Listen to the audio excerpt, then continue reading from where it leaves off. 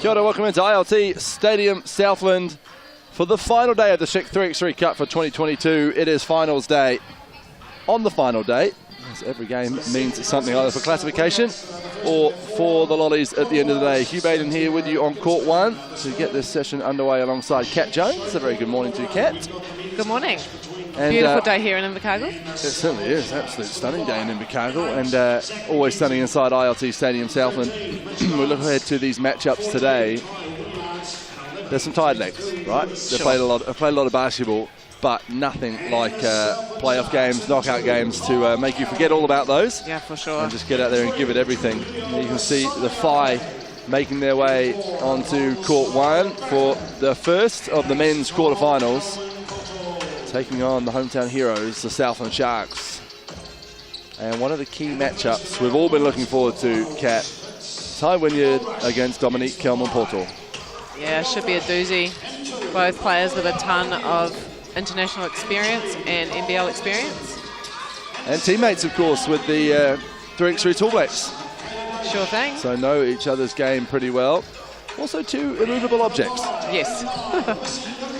Wynyard obviously has the height advantage, but Kelman-Portal has the weight advantage. They're both very strong and skillful players, especially for their size. So there they are on your screen. It's going to be the premier matchup of this one, but don't sleep on the rest of these two rosters. Alonzo Burton, Julia Lasonga-Api as well. As we see the fixtures coming your way today. So the FI, this is the men's quarterfinals. The FI taking on the Sharks. The Giants taking on Mid-City Magic from Dunedin. That's at 11:45 AM, I should say, not PM.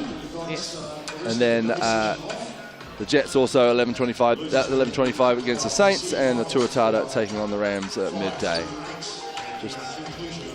And then over in the women's quarterfinal, the Gold Rush take on the FI just after 11 o'clock this morning. Dream take on the Queens, 11:45 AM. Hoiho against the Poakai. That one about 11:30, and then just after midday, the Thunder taking on the Kahu, who are still unbeaten. Yeah, that'll be a tough matchup for the Thunder. Interesting here. So here are the top 5 point scorers in the men's. All been knocked out. Yes. So I wonder if that says something about the style of play the teams are playing. I don't know, but they've all had wonderful individual tournaments led by Ethan Rusbatch with 73 points for the Hawks. Still 2 of the West Coast Rapids teams in there as well. Just sort of goes to show you that the teams that are in the quarterfinals have got an array of scorers, more than one that can put points on the board, and that's the difficult thing, I think, for some of the teams that are led by 1 or 2 players. As we look over to the women's, slightly different in the women's. So Nicole Gleeson of the Gold Rush, just pipping Maya Jones at the moment by 2 points. The Gold Rush still alive, then Jones and Lepepe, their teams are in the bottom 8. And then Mitchell and Clark very much still alive and on the hunt for a trophy. I expect Tiana Clark to be a key player on finals day. Sure. For us here on court one, we're dealing with the men's quarterfinal to start. Mitch Dance, Ty Wynyard, Tituhirangi Lewis and Zach McKenzie for the FI. And for the Sharks, Alonzo Burton, Dom Kelman-Portal, Julio Lasonga-Api, who celebrated his 21st birthday yesterday, and Tom Cowie. And I've been really impressed with both squads at the competition so far. I think the FI in particular may just be the favourites in this one, but I don't like to say too much. Southland Sharks are always awesome on their own home court and defending champs from the 2020 Schick Cup. And on paper, a much more experienced squad for the Sharks in terms of NBL talent anyway, with Alonzo Burton, of course, and we've called him an NBL veteran now. Yep. Julia Lasonga-Api and Tom Cowie all got plenty of NBL games under their belts. Whereas for the fight, Ty Wynyard, the only NBL regular there. Zach McKenzie was part of the Bulls franchise this year, and Mitch Dance has been in the NBL, and more recently playing over in Australia to Tuhi Lewis, not that long out of Te Araha College, with NBL aspirations. He's going pretty well at the 3x3 format of the game, and he'll start this one as McKenzie and Lasonga-Api take a seat on the bench. It's quarter-final time in the 3x3 Cup, and we're underway. Here's Tuhi Lewis stuttering step back and gets the first point of this one from the mid-range. Kahu around the big DKP screen. Just gets the finish before Lewis pinned it against the backboard. Dance uses the thunderous leg of DKP to get that ball out of bounds and keep it as 5 possession. Great finish by both Kahu and a nice little shot there by Tituhi Lewis to open the account. I think that score's a bit wrong up on the screen, so officials are just going to go check that over. Should be 1 apiece. There we go. Hayden Pipe and Brad Clive, the whistle puffers for this one. Over on court 2, women's quarter-final action between the Gold Rush and the Phi. Justin Nelson and Casey Frank have that action for you. That one over on Sky Sport Select. For the morning session, Sky Sport 3 here with us. Here's Ty Wynyard, his first touch 3 on the of shot this clock. one. Foul call from Alonzo Burton. Little get out of jail free card there for the Phi. They get another fresh 12-second shot clock. Oh, Dominic Kilman-Porter with the first steal of this game, but he can only get it back in as far as Wynyard. And Tui Lewis's 2 ball is off. Burton with the board. Hero 2 years ago, Kilman-Porter just bumps Mitch Dance, but Mitch Dance is up to the task. He is a pretty strong man, Mitch Dance. Here he is, shoots the 2. Can't get it to go. Wynyard gets the rebound. Burton fights for it, but it will be 5 possession. Just the start of this game is still only 45 seconds old, but just kind of feeling each other out at the moment. No one really dominating proceedings. Wynyard over to Lewis. Sets his feet, puts up a 2, rattles around and ends up in the hands of Kilman-Porter. Burton sidesteps to one side. His 2 is off. Here's McKenzie into the game, driving at the Songe Api. The incredibly athletic Julio Lasonge Api. Nice give and go from Burton and DKP, and it results in 2 points. So good patience from the Southland Sharks for the first long ball of this one. There's a bit of a battle underneath with Wynyard and Kilman-Porter trying to wrestle each other. Wynyard steps into a 2. Burton with another rebound. Vacuuming up the boards is Alonzo Burton in this one, as DKP does a good job boxing out Ty Wynyard. The Songe Api, big swipe of the bare paw from Wynyard, and only as far as Burton, who drains another 2. So back-to-back 2 balls, and there's another turnover from the Phi. Burton this time with the up fake and good hand from behind from Tituhi Lewis. See a couple of substitutions back in the game. So quick subs are a key to this 3x3 format. So the big fella's on the bench. Tituhi Lewis puts up a 2, drains it straight from the chat. The young man feeling it. And the officials are just checking again. Tom Kahu having a chat. It should have been orange ball. The wrong team took the check. Good persistence there by Tom Kahu. So the score remains 5-1 to the Sharks. 5-1, and we're back onto it as Burton looks at Kahu. Step from Kahu going to work on Dance. Stops on a dime. Nice work from young TC. Fires up the hometown crowd. Lewis just about floated without a bounds. Throws a lead pass to Zach McKenzie, who does the rest from the corner. And the Phi get their first 2-pointer of this one. Foul there from Dance. Oh, no one's heard the whistle. They played on. Julio just getting a little warm-up in there. What a shot from the corner, though, by McKenzie. Left hand, athletic-looking shot. And the Phi women are playing on the other court as well, so Alex Stojakovic will be flipping between the 2 games. Kahu, 2 ball, bounces around, doesn't get to go. Wynyard and DKP have pretty much taken each other out this game so far. We haven't seen much of them as Wynyard leaves the ball behind. There's Kahu. And that's a foul from Wynyard. And the Phi will just have a little chat about what they need to do.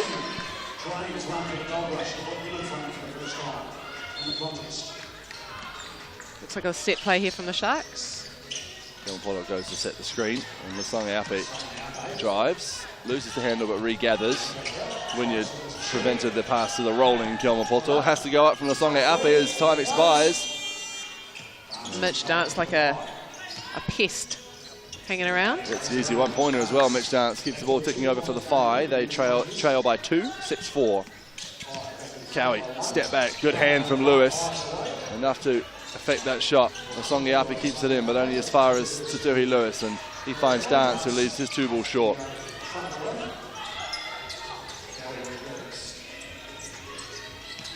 Kemopoto drives, looking for the miracle finish over Ty Wynyard. Good defense from Big Ty. Just about a travel there by Dance, but keeps his footing. Well, just can't get his 2 to go. Cowie looks for the drive, then realises Wynyard had switched onto him, so quickly retreats.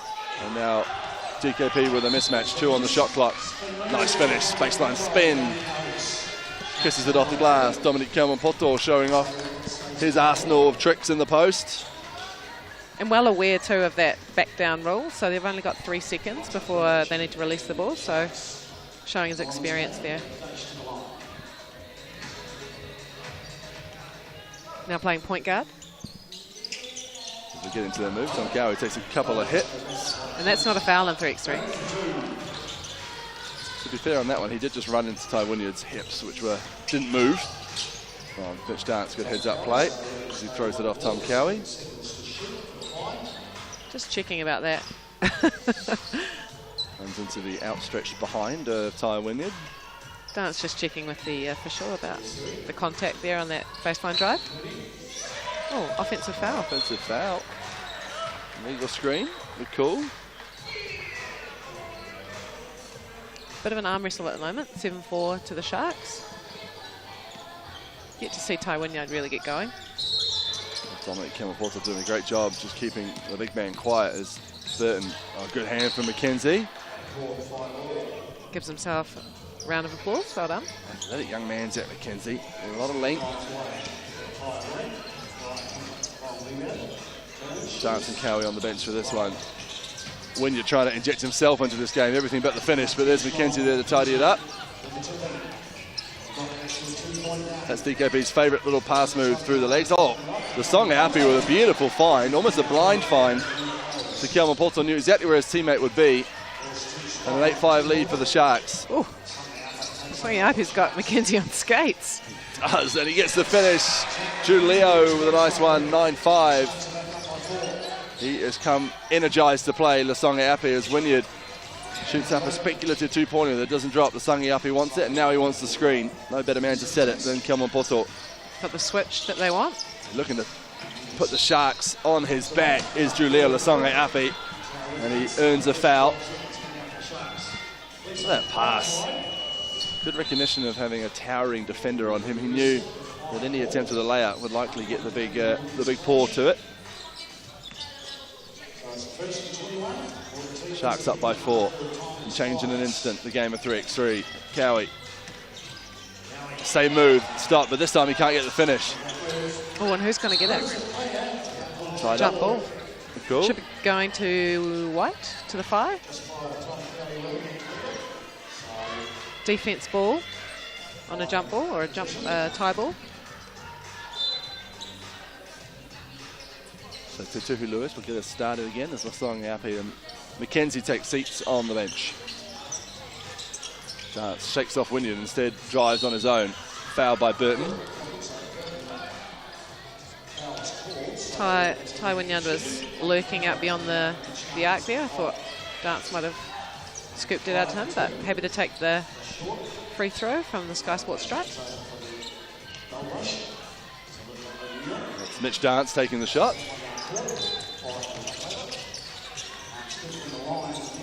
Burton, 2-ball, high off the back iron, looking to chase his own rebound, but Dance does well. Here's Lewis. Wynyard. Dance.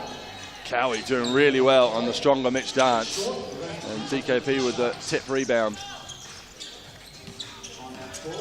Ooh. Cowie under duress. Great D by Dance. 1 on the shot clock has to go. Cowie gets it up just in time and gets it to go. Tom Cowie. Popular bucket here. He bleeds orange, does Tom Cowie, the young man out at James Hargis College.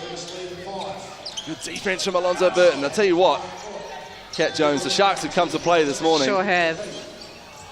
As Lewis intercepts that pass. Dance, the fine need this to go. Off to the right, Kahu with the board. Looking inside to Kelmapoto and fouled by Wynyard. It's because I think they heard me when I said that I thought the FIBA were more fancy, but I've been wrong a number of times calling these games. It's a hard sport to pick, 3x3 basketball. So just under 4 minutes to go, 11-6. And expect to see those who have been watching throughout this tournament, a lot more games to go the distance today, as the Songapi wasn't looking out.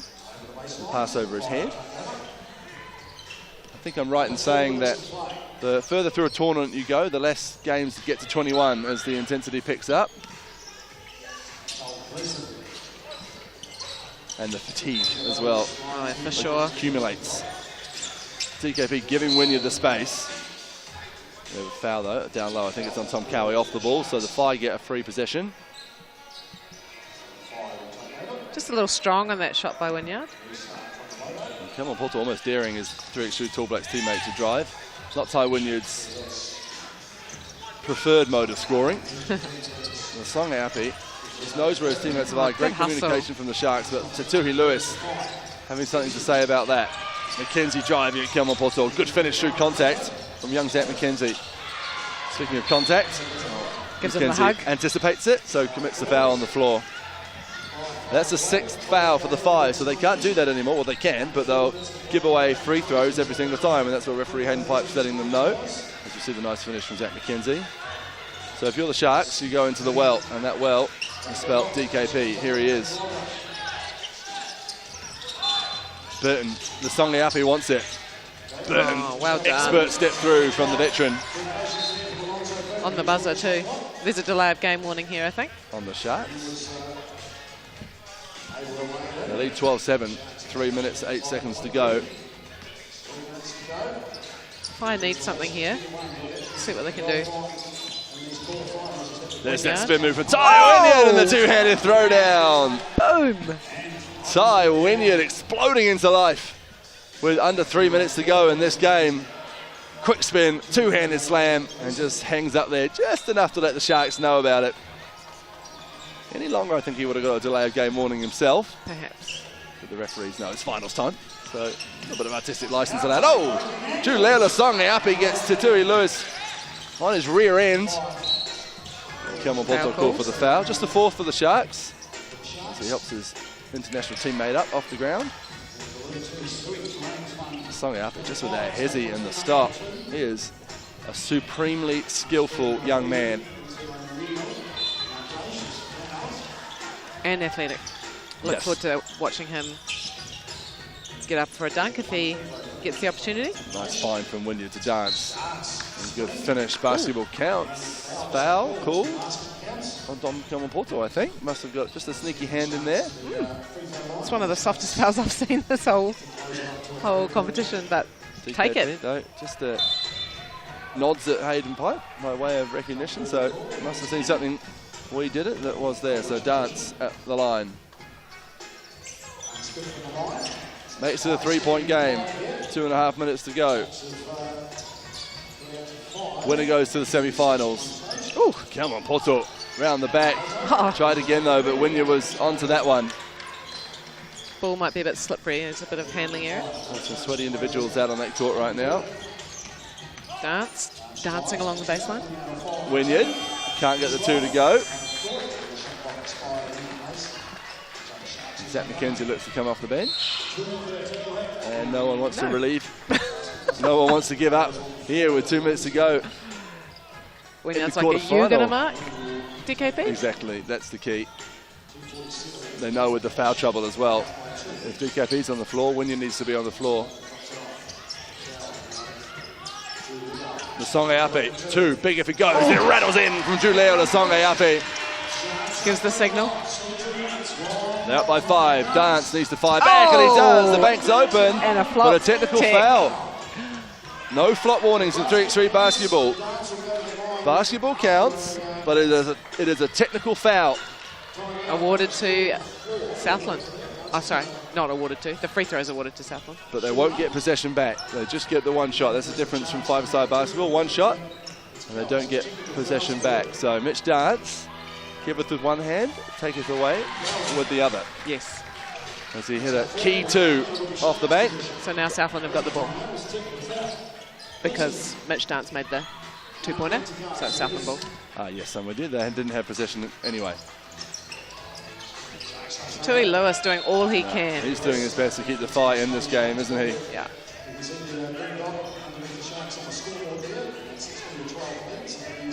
1:50 to go. 16-12. Over on court 2, the Gold Rush taking on the Fire women's team. Songayapi had a little bit of space, but instead into the lane he goes. He knows the advantage is with the Southland Sharks, and he adds to it with an extra one. 17-12, 5-point game. Getting to the pointy end of this game. Certainly as McKenzie drops it off to Lewis. I think they're going to need to get a couple of 2s here, 5, if they want to stay in this. Alonzo Burton off his feet on the bench, barking instructions. Dom Kelman Porto, what a finish. It's close to that 3-second rule in there. Managed to clock on a personal level very well this game, DKP. Dance can't get it to go. Kelman Porto with the ball. We have a foul though on Orange, so will be 5 possession. Drew Leo can't quite believe it, but it's on him. Timeout called from the Fire. A smart timeout at that with just over a minute to go. 18-13, the Sharks in the ascendancy. Both teams in the bonus, so any foul leads to 2 free throws.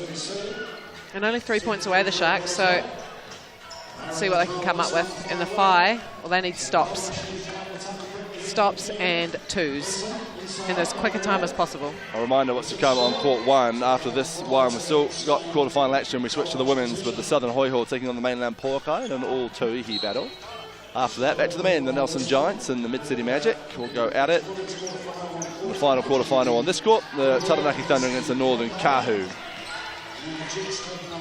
Court 2 showing the other 4 quarter-finals as well. So action wherever you look on Sky Sports. Dance again, the bank is open. The bank manager, Mitch Dance. Burton looking to fire back with 2 of his own. And the foul. He is fouled. So Alonzo Burton will go to the line to shoot 2. And if that had gone in for Alonzo Burton, to see Mitch Dance use the backboard to its full extent, if that had gone in from Alonzo Burton, he would have had the rare 4-point play opportunity. Because every foul is 2 shots, no matter the foul here. Now the teams are in 7-8-9 territory. Burton gets it to go. 19-15, the Sharks a 2-ball away.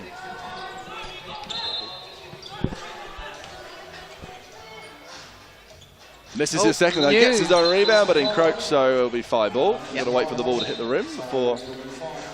He knew it was missing. He certainly did. Trying to go for that rare tip dunk that we talked about earlier. The Abercrombie tip dunk, which I'm sure he encroached over the line. The referee didn't see it. Wynyard, huge if it goes. Hasn't made one yet, but he has now. Ty Wynyard hasn't cleared. Has to be cleared. Now it has been. 5 on the shot clock. Wynyard going to work. DKP blocked by Wynyard initially. 1 point away, the Sharks, 1 bucket away, whatever it is. Can Wynyard go back to back? Travel the call. And the crowd is alive on the sideline, cheering on their Southland Sharks. See that Wynyard too. Well, he's whiffed on his last couple, but that one nothing but twine. And here the Sharks. 30 seconds to go, they lead by 3, but 1 bucket will do it. And they can't foul the 5. Good defense. Tui Lewis has really played brilliantly for the Fire in this one. That one off from Dance. The Songayapi wants it. No, he's dribbling it out again. Flocker's his friend. Will Burton finish it off from 2? Not this time. Lewis has to catch and shoot. Gets Burton to jump. That doesn't go. And here's Wynyard chasing after it. Keeps it in, but only as far as the Songayapi, and DKP fittingly after the gang in his hand will finish, and look what it means to the Southland Sharks as they advance to the semi-final. Dominique Kelman-Porto leading the way. Actually great games from all 4 of the Sharks there, but DKP, I feel, especially in the early going, finished with aplomb, but also did a great job of keeping Ty Wynyard out of the contest. Sure did. And well done to the Fire. They've had a great couple of days here at the Schick 3x3 Cup. And especially those 2 youngsters, you know, well, Ty Wynyard, of course, has been gallant in the first couple of days, but shout out to Zach McKenzie and Tutuhu Lewis. taking on Tall Blacks, left, right and centre, and getting a great account of themselves. So the Sharks thumbs up to the crowd from Drew Leo as they are into the semi-finals. And we can hear from Southland's favourite Shark, Dominic Kielmapoto, who's with NetView. Cheers, Hugh, here with DKP. You put the exclamation point on that one. That was physical. The intensity went up. Quarterfinals. You guys live to fight another day. Again, like I do every interview, shout out to the other team. They played hard. Ty is a hell of a player, so is the rest of their team. So credit to them. Credit to my boys, playing hard, playing physical, and getting the dub. What was the key in that one? It ebbed and flowed. You just had to, I guess, be calm and composed in those key moments. Yeah, it's a bit hard to post up against Ty, so we had to go through something else. Dribble handoffs. Zoe was incredible today. Drew was just incredible coming off the dribble. So everyone played their part and just shooting the ball with confidence. I know I mention this with every chat with you, but the crowd here at ILT Stadium Southland finals day, they were really getting right in behind you there down the stretch. We need everyone out there to come to the game and support us, because we wouldn't be able to do what we do without them. I'll see you in the evening session. Look forward to it. Oh, thank you. Thank you. Thanks, Nick. Thanks, DKP. We'll take a quick break. Women get back to more quarterfinals action, this time in the women's draw. The Southern Hoi Hall taking on the mainland Poakai. We'll be back in 60 seconds' time.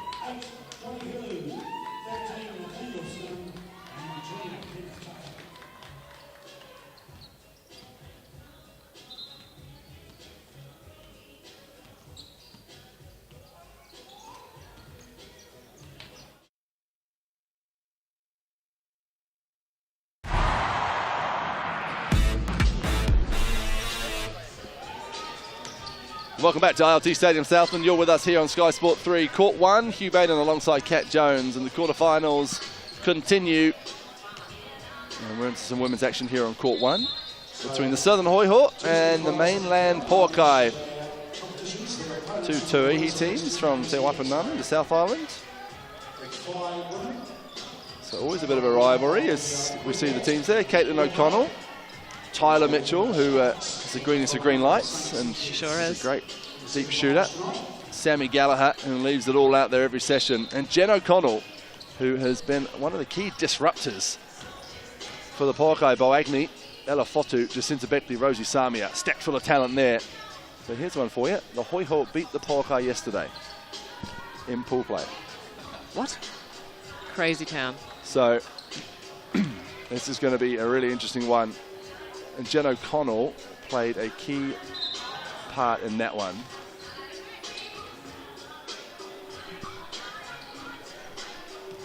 Jen O'Connell, I remember towards the end of that game, we're stopping the ball, getting into Tessa Boagni twice, and it was a key moment. So this has got a lot on it then, this game. A rematch and a quarterfinal. Let's see what both teams can bring. Gallagher over to Caitlin O'Connell. No relation, the two O'Connells, just teammates for this 3x3 tourney, as Tyler Mitchell thought about the two, which she loves to shoot, but Tessa Boagni was in front of her. Maybe not used to such a long defender. Boagni, one of the premier bigs in this competition, as Jen O'Connell comes off the bench, and those two will match up. So you see Sammy Gallagher. Yeah, I saw a bit of social media by the Hoi Hall, the Gold Rush, and the Nuggets, I believe, supporting their sponsor, the Night and Day. Night and Day, out there scooping ice cream, I think they were. Yeah, they were, yeah. And a bit of a joke, I think, that Jen O'Connell is the older sister, but Ella Fotu no put on skates there and got up a little gingerly, and she's not moving great, Ella Fotu. She's got the two ball off, and she's trying to commit a foul, and she has, and now she's going to sub out for Rosie Samia. We hope Ella's okay. She just went down a lot of it. strangely on either her knee or ankle. Hopefully she can just walk it off. So Rosie Samia back into the game and playing D. Has been one of the premier defenders in the competition so far, Samia. Yeah, she is trying to dive on the ball. Caitlin O'Connell somehow keeps it alive. Finds her namesake Jen. Fighting with Boagni. 3 seconds in the key, not yet called. Not far away, I'm sure. Got that one off in time. A great dive. Top to Beckley. Good patience from Beckley and uses the rim to help her with O'Connell looming. There's Caitlin running into a Beckley wall. And they've got the Park I've got their scout. They certainly do on Tyler Mitchell. Sure, they're running her off the 3-point line, 2-point line, sorry. And disrupting that to cause a shot clock violation. So slow going. Both teams a little bit error prone to start with. Oh, great find inside. Good hands by Boagni. And a deep shot by Samara Gallagher in the corner, and she's fouled. See the replay. So Sammy G to the line for the Hoi Ho. Now, we won't talk about that time down in Queenstown when someone left the door open in the gym. Poor old Sammy G. Sporting a rather nasty bruise on her left elbow. Yeah, there's bruises aplenty around the hotel at the moment. From 3 Fast and Furious days of 3x3 action. Jen O'Connell using every inch of her frame and then laying out trying to get the ball. Love the hustle. Playing in front of her hometown crowd, the Southlander. Just checking with the official. Well, Agnew went for the jab step twice, puts up the 2 ball off to the right. She had to with only 1 second on the clock. Beckley tried to save it. Out of bounds it goes, and it will be Hoi Ho possession. And Ella just is remaining on the sub bench at the moment. So hopefully she's okay. Gallagher with the pass fake, shrugs off Sami and pulls up from mid-range. What a matchup. I'm pretty sure Sami is used to pushing others around, but Sammy Gallagher up to the task. O'Connell driving, nice stop and turning finish from Caitlin O'Connell as she gets just into Beckley to fight. Boagni looking to tie it up. That one doesn't go. Who's going to come away with that one? Beckley and Mitchell going after it. Good O'Connell with a quick shot from 2 and rattles it in. And Hoi Ho are not taking a backward step in this match. 7-3. Still a long time to play. Ella Fotu just being attended to. The physio heading over to see if she's okay. Good hands, Mitchell. Gets that one slapped out of bounds by Mitchell. See Mitchell and Sammy sporting team socks, I think. Pink with the blue. Popular socks down in Dunedin. The Nuggets wear those a lot as well.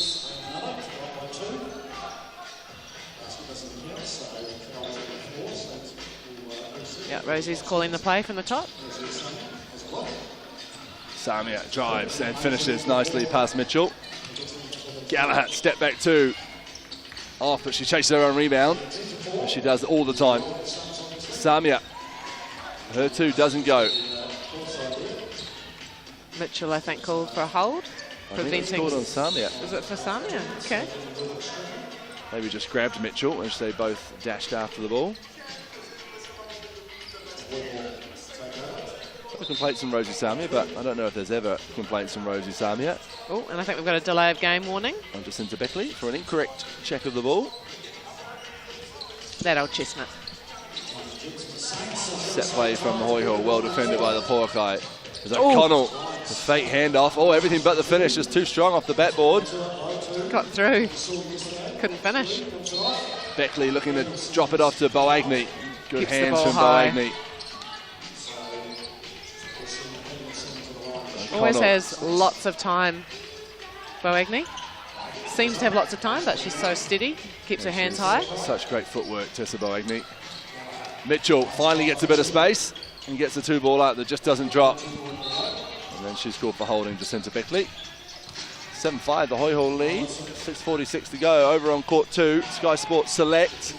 The Wellington Saints are taking on the Manawatu Jets. A little lower North Island derby. Two teams who didn't and the same warning over here. Sorry. Sorry, I was just saying the men's over there, but in the background you can see the Jet Saints. Two teams who didn't navigate pool play too well, but find themselves in the quarterfinal with Sweet 16 wins. So anything can happen in 3x3. So just back to the women's game, they've had a couple of delay of game warnings, so both teams. So next time there's a delay of game, there will be a technical foul. And that can be delay of game on the check or also in the no charge circle getting the ball out. So Ella Fotu getting her ankle strapped up, so I wonder if we'll see her before the end of this one. Still 6.5 minutes to go. Currently no danger of 21 anytime soon for either team as O'Connell turns the corner up with the left hand. Caitlin O'Connell, pretty stuff. Using her body wisely. Boagni will think about the two, gets Gallagher to bite. Into the lane she goes, and that was Caitlin O'Connell with some good defence. Doing it on both sides of the ball is young Caitlin. Beckley driving Jen O'Connell and earning a foul and a trip to the line. Is that replay? Nice ball control and body control by Caitlin O'Connell. So Fotu getting the shoelaces done up, and she might just test it out before she decides whether she'll re-enter this game. The 3x3 Tailford. Oh, Boagni was just outside the charge circle when she got a hand to that one. Sammy's just making the official aware. A little bit untidy from both teams. Oh, off-ball screen, and the pass from Sami was the wrong one. Needed to go out to the popping Boagni as opposed to the rolling Beckley. Meanwhile, Sammy Gallagher hits a 2-ball to give the Hoiho a 4-point lead. Samia. Oh, great defence by Mitchell. Stayed with it. And she's going to shoot. She doesn't need much time or space. Oh, great tip. The ref's just going to talk this over because Tessa Boagni, and she may have a point here, saying, I had the ball in my hands, so the Hoiho have to clear it. So the referee's going to See a replay here? Or did she have it in there long enough? And that's a really tough one for the referees to make a call on. Yeah. Team control or just a tip? Looks like Ella Fotu's re-entering, maybe? Oh no, we're going to have a timeout. Timeout. I think, judging by the reactions here, Polkai brought back to the bench and the Hoiho are still talking to the ref. So my guess here, basket won't count and the ball wasn't cleared. So it should be Polkai ball. Frank Live coming to tell us. Thank you, Brad. Thank you. If you didn't hear that at home, the basket won't count, but because the referees didn't give a warning for the no clearance, the Hoiho will get the ball back. So nice compromise made there from the officiating team. Yes, I like it. Firm but fair. So Fotu on her feet, and will we see the 3x3 superstar? Yes, we will re-enter the game. So Poakai fans, Ella Fotu is back, strapping on her ankle.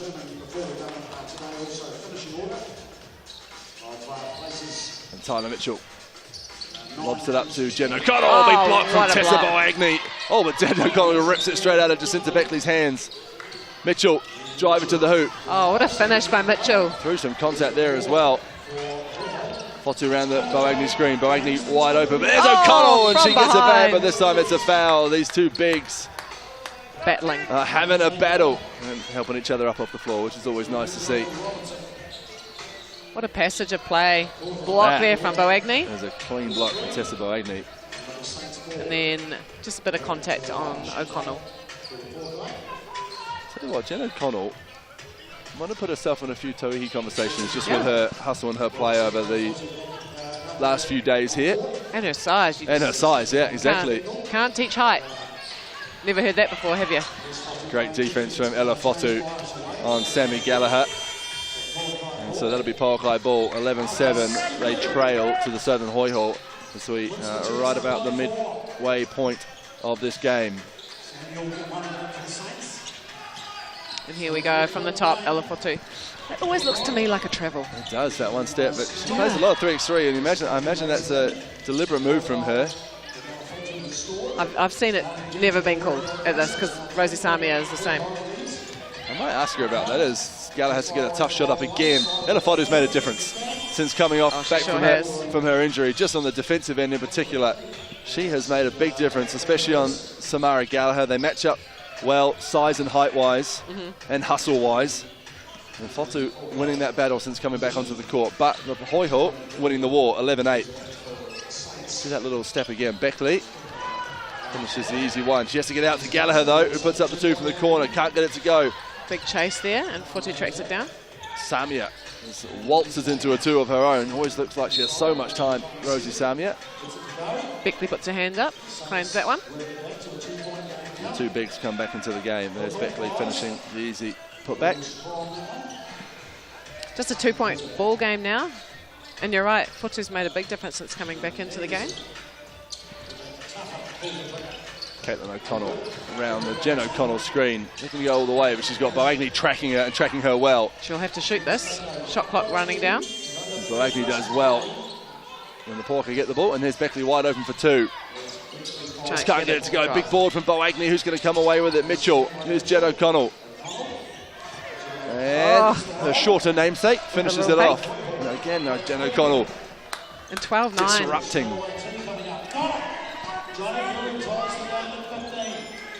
She's certainly made an impact too, Jen O'Connell. You can just see we're going for they're calling a jump ball there. Not sure what happened there. Couldn't decide who it came off. Ball tipped by O'Connell, and the right decision made in the end. Oh, that is a jump ball. Well done. And that will be Caitlin O'Connell and the Hoy Hall's possession. Hard to get those jump balls, but so valuable if you can tie a person up. Tyler Mitchell with the restart. Oh, and there she is. Gallagher off Fotu's thighs, so nice play from Sammy G.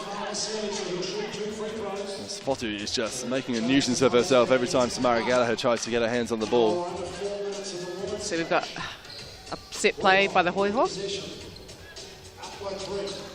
Oh, and O'Connell turns the corner. Boagni right with her. Another standing block from Boagni, but O'Connell sticks with it. And what a finish. 13-9. Good patience from Rosie Samia to go around Takes O'Connell. The bump. And lots of contact. Rosie does not want Mitchell. And there she is, Rosie Samia. Great defensive play. And O'Connell, not a shooter, has to put it up. Almost banked it in, Jen O'Connell. That would have brought the house down. Fotu. Oh, that's just delightful from the 2 best friends. Yep. Finished off by Tessa Boagni. 2-point game, 3 minutes to go. This one's going to go down to the wire. The lob over to Jen O'Connell. Out of bounds it goes. Powakai possession. There's the 2 bigs hustle take play. a seat. Can we see this? Oh, we don't see that shot of... Timeout called by the Hoy Hill. So both timeouts used now. No timeouts allowed, even if we do go to overtime. Which is a possibility. 13-11, slim lead to the Hoy Hill. But I don't think the Powakai have shot the ball particularly well from beyond the arc, so anything is possible. See a Let's Go Powakai sign there in the crowd. Some of the players getting ready, the Kahu players, getting ready for their matchup.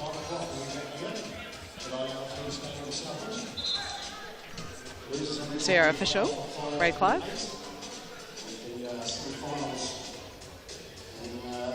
Hoy Hall possession.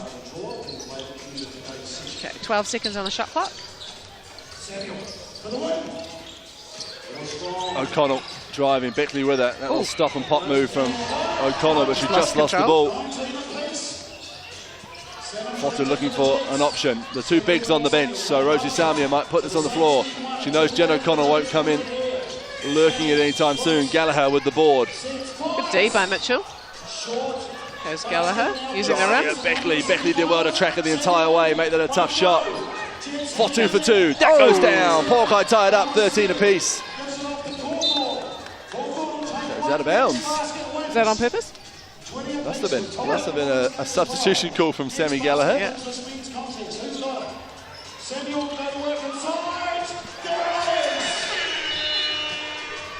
And Powakai have the ball. 13 apiece. Oh, the pass, just a little too much mustard on it. Boagni claiming she was held back. I think the pass was just a little too fast. And it will be Hoy Hall possession, 13 apiece. I thought Jen O'Connell was going to run right over the top of Boagni there. She stopped. Connell probing. Roger Samia playing. It's just stellar defense. Mitchell has to put up a contested 2. High arcing. Almost drops Beckley with the board. Boagny's repositioned brilliantly. Should shoot this. She was just inside the arc to get the ball, so Jen O'Connell did well to stop it. Beautiful pick and slash there from Boagny. Great screen. Tyler Mitchell, and it's Caitlin O'Connell who banks it in for 2. A wry smile. Back to Beckley O'Connell. Jen looking the other way, but the 2 ball doesn't go. Looking for the bank on that one too. Great quick hands, and there's a foul. So Boagny will go to the line to shoot 1. It's also the Hoy Hall's 6th foul, which means any other foul will send the Poakai to the line for 2 more. This is a great game of 3x3 basketball between these 2 Tauihi franchises here at the Schick 3x3 Cup. After this one, the Giants take on the Magic in the men's quarterfinal here in Court 1 as Boagny ties it up 15 apiece. Minute 45 to go. Gallagher back to O'Connell.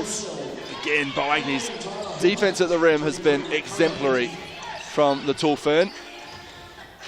This time it's Jen O'Connell's turn. Good patience in Boagny. Gallagher from the corner. Just short. Who's going to come down with Jen O'Connell? Huge offensive rebound. And quick hands from Gallagher ties it up at 16 apiece. These 2 teams neck and neck. Fotu from the wing. Down it goes. Ella Fotu gives the Poakai a 2-point lead. Great defense from Samia again. And out of bounds goes Sammy Gallagher. Rosie Samia take a bow for that one-on-one defense and take a seat. A well-deserved rest. And now a mismatch out on the court with Boagny out there and Jen O'Connell on the bench. The Poakai 3 points away. And both players on the bench blowing hard and too right. They've been 2 working. shots for the Poakai as Tyler Mitchell commit that foul, and she's just realised the foul count. And Jacinta Beckley will go to the line to shoot 2. You've got to say she's pretty consistent from the free throw line. See her stepping up. Of course she misses. That's what happens. Come on, Kat. You know how it works. Oh, she'll definitely not make this one then. Oh, wow. Imagine that. Splits the free throws, and they're 1 2-point shot away. As Mitchell will take the easy. No, she won't. She'll miss it. So Fotu, she's iced the game from that spot already this tournament. Beckley takes a lot of contact, and she'll go back to the line. A chance to win the game. Yeah. Not sure that was the right play, actually. Maybe just let that one go and go for a couple of 2-pointers, but now Beckley at the line for the chance to win it. And a chance to put the Poakai into the semi-final. Needs to make them both. Makes the first, does Jacinta Beckley. 1 more, says Tessa Boagny. And I'm not saying anything. For a spot in the semi-final. Misses, gets her own rebound, but not before the whistle goes because she entered the key too early. So the Hoy Hall, the door still ever so slightly ajar. Over on court 2, the Dream are playing the Queens in another women's quarter-final. A little behind the time here on court 1 due to 2 thrillers to start us as O'Connell's 2-ball goes. Makes this one interesting. The Poakai still just need a basket, and they got time on their side, 40 seconds. And who are you going to? The Inside to Boagny. No foul, but there's Beckley, and the mainland Poakai go into the semi-final after a hard-fought win over the Southern Hoy Hall. Great battles all over the court there. Whether it was Samia and Mitchell, or Fotu and Gallagher, or Boagny and O'Connell.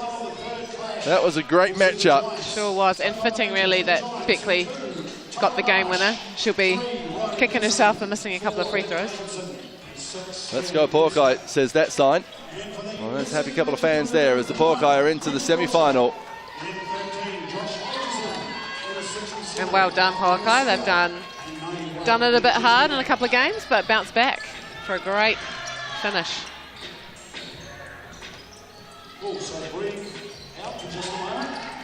So just time for a real quick interview with Nick Bewley, who's with Tessa Boagni. Well, with Tessa Boagni, that was physical. What a contest, and you get the job done through to the semi-finals. Yeah, I think we gritted really hard. Alafotu getting the injury and coming back, and us three playing with three for a while. I'm so proud of us. I was just talking to you before as we walked over the battle down low with Jen O'Connell. How fun was that? Yeah, netball and basketball, that was fun, wasn't it? I think it's so cool seeing the netballers playing basketball and getting in here and learning some physicality. I think it's wicked. Well, you got the Fire next. Rest up. Look forward to seeing you later this evening. Thank you so much. Go the Porkai over the Hoy Hill. You can see the Giants and Mid-City Magic warming up on the court. We'll take a very quick break and we're back with some men's quarterfinal action here on Sky Sport. The way to this tournament, time there run perfectly. So we got up and had a really good win yesterday in the round of 16s who qualified for quarterfinals. Sandy hit 5 out 2 and Jen O'Connell Yesterday, fantastic stuff. So she had this outrageous play. So they looked aside for Blake. She just went over.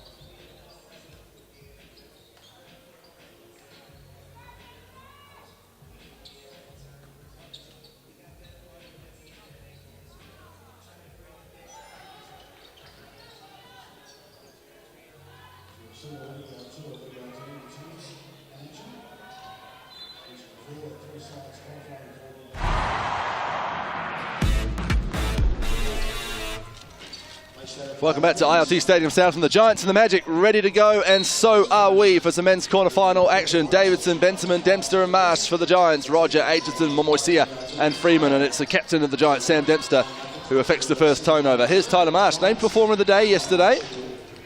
Can't get that one to go. Oh, good Another hustle. steal from Sam Dempster, and what a find. So an early sign that Sam Dempster's come to play today. There's Josh Aitchison. Can't get that one to go. Dempster with the offensive board. Straight back from Benjamin. 2-ball from the wing. Doesn't that go. would have been good to go for Sam. Would have been a great start. There's Momoisia from the other wing. Dempster with the rebound again. This time it's Tyler Marsh. Sam Dempster's just cleaning up the rebounds. A vicious pass, and Momoisia did really well to track Benjamin all the way to the hoop and come away with the steal. Oh, nice slip there to the rim. Richie Roger, 3x3 tall black finishing it off. Marsh thought about the 2. He made 9 of them yesterday. This time a deep 2. That one short. And Aitchison gets the rebound. Roger, miscommunication on Giants defense, and Richie Roger makes them pay with a 2-ball. Here's Marsh. Called for a foul, so the Giants will get the ball from the top. Quick subs into the game. Nick Davidson on, and Benji Freeman. Nick Davidson impressed yesterday after potentially a tentative day 1, the year 13 student at a Nelson College, wearing number 4 at the bottom of your screen. Tyler Marsh contested 2-ball and gets nothing on it. So Mid-City Magic ball as Marsh takes a punishment sub and Riley Benson comes into the game. There we go, Benji Freeman. Great little pass. Just over the top to Aitchison, and a smart foul from Nick Davidson under the line. Looks at Sam for some guidance there. Oh, they called a foul, that's why. He thought he fouled him enough on the floor, so maybe a not so smart foul. Yeah. Either way, good foul, because Josh Aitchison has to earn it from the line now. He is wearing a delightful combination. He's really matched his uniform to his socks and his shoes wonderfully. Sure a lot of blush going on there for the Mid-City Magic. Man, Josh Aitchison, who called me Big Daddy in an interview yesterday. Oh, did he? Yeah. Oh, Nick Davidson. Here we go. Freeman off his feet twice. Back to Dempster. Great if it goes. Nick Davidson. And it does. Enjoy that bucket made by Sam Dempster. 3 apiece. Freeman sizes up Dempster. Drops nice out the back door pass to Aitchison. Well, that's great combination between Aitchison and Freeman. Sammy D. A lot of contact there on the arm, but someone needs to get out to Benji Freeman. No one has. And another miscommunication from the Giants. So 5-4. Just leaving the odd man wide open on defense are the Giants. 4-3. 4-3. Davison gets a smart finish to tie it up. 4 apiece here. Aitchison goes to work on the schoolboy. Oh, and another shooting foul. So yeah. Aitchison goes to the line. A crafty 3x3 player, Josh Aitchison. He sure is. And you notice he's actually got, and so I think all the players have actually got Mid-City Magic socks. There's Mid-City Magic stickers being plastered around Invercargill, and all 4 of them aren't saying it was them. Oh, Tyler Marsh trying to get away with one right in front of us there. After some great defense from Josh Aitchison. But better to turn the ball over than give the ball straight back to the Magic for a layup. Absolutely, and at least now they can set their defense as they do just that. Aitchison and Davison on the bench. Great finds and a great cut from Pace Moisey, who then chases after Tyler Marsh. On their scout have the Magic. As Dempster pulls up from 2-point range, can't get it to go. Here's Freeman. Good looking shot by Freeman. Just Magic left it short. Beat the Giants by 5 in pool play. It's a bad shooting day for the Giants as Tyler Marsh can't get it to go. Out of bounds. So Magic ball. The subs come off the bench. So it leaves 7-3, an early 4-point lead for the club team full of NBL players from Dunedin. And we had there was some Twitter chat about Benji Freeman being this generation's Peter Porco. Ed Book agrees. Got a text from Ed last night. Roger, that's beautiful basketball from Richie Roger. Great move. Davison bounces off his shoe. Aitchison looking for the pass to Roger, who lays out of bounds it goes. And Giants ball from the top. 9-3, so as close to commanding as you can be at the early point of a 3x3 game from the Magic so far. The Giants haven't got their shots to drop and have also just fallen asleep a little bit on defense a couple of times. Davison almost looked to thread that through Paper Moisia's legs. Go for the nutmeg. You can't make a mistake with this Mid-City Magic team because they are right out on you.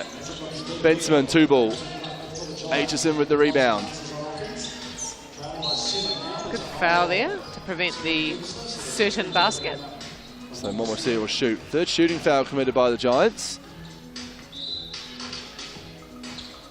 10-3, 6:31. Signs aren't looking good for Giants fans.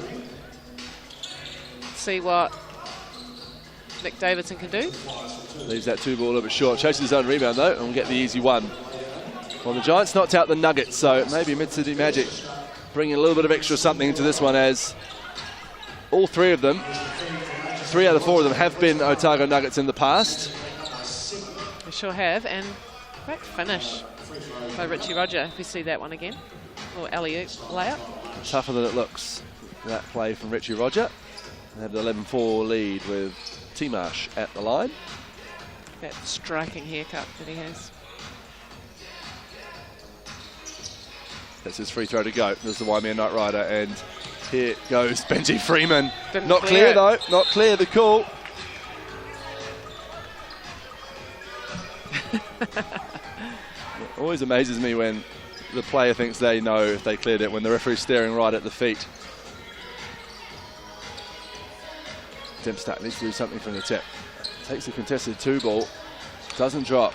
Roger hands it off to Freeman. Young Davidson on him. It looks to go right through him. Good hand from Davison, and Dempster gets the ball. Marsh open for 2. Needs this one to go. In and out for Tyler Marsh. Just able nice to get a shot Nick to go Davidson. yet. Oh, Marsh waited for a whistle that didn't come. Contested 2 from Richie Roger, and there's Marsh with the rebound. Davidson gets past the swinging arm of Josh Aitchison. And then gets a little clothesline on the back of that. And that's a good foul from Davidson, not a shooting foul. Benji Freeman with a furrowed brow at the referees. That was kind of you. I just called it the death stare.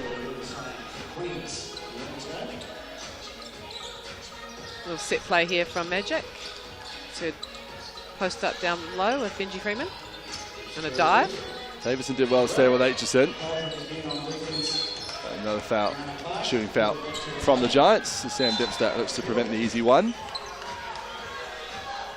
The Giants started out with a lot of energy, but you can see the fatigue of the last couple of days kind of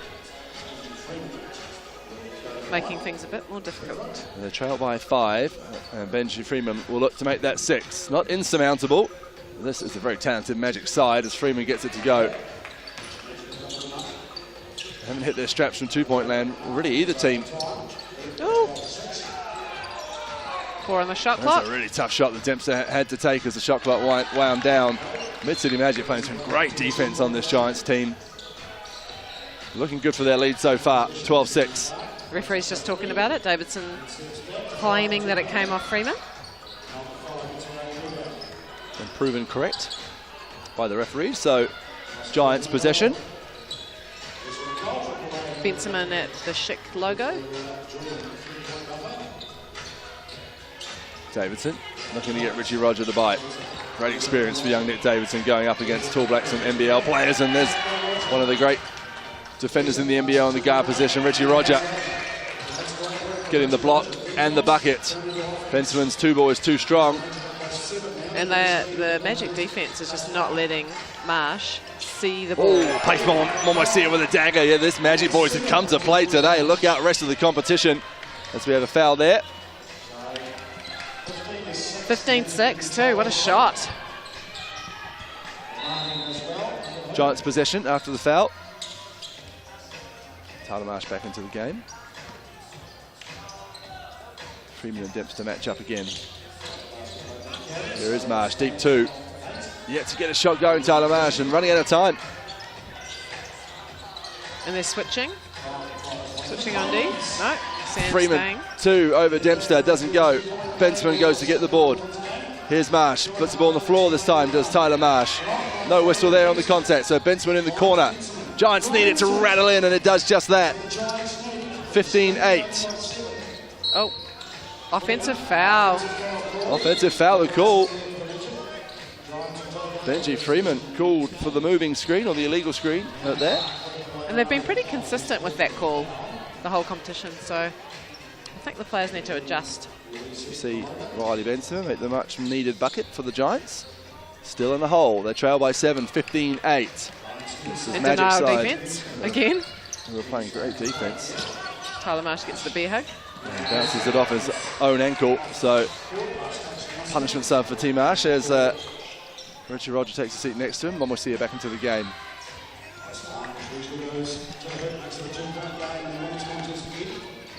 Just under 4 minutes to go. Aitchison dashes to the hoop. Dempster tries to stay with him. Just gets it to creep over the hoop. Does Josh Aitchison. Nice. Dempster. Nice two-man play between the Nelson College player and coach, Davidson and Dempster. Davidson finishes it off. Oh, Dempster, great steal. Will he keep it in? He won't. Magic ball. He rolls the ball away in frustration. Great effort though. Just couldn't get that. Benji Freeman got a little tip on that as well. So the two bigs take a seat. Here's captain of the Nelson Giants, Sam Dempster. Encourages his team. 16-9. Need to get some stops here, the Giants. And Magic. Momosia. Holding foul called on Riley Benson, I think. Yeah, well, this Magic team, you can tell they're in sync with each other. That's 6 fouls now for the Giants, so any more and the Magic go the line to shoot 2, making just their job even a little harder. Aitchison thought about the 2, round the back to Roger from the wing. Just short on that one, looked good going. Rebounded by Dempster, here's Benson, back to Dempster. Aitchison very much up in his grill, so Dempster puts the ball on the floor. Foul on the floor. Smart one from Josh Aitchison. It is frustrating though for Sam. No continuation. And 5 team fouls for the Magic, so they're only 1 away. Regan's going to come have a chat to Hayden about something. Maybe just checking the foul count.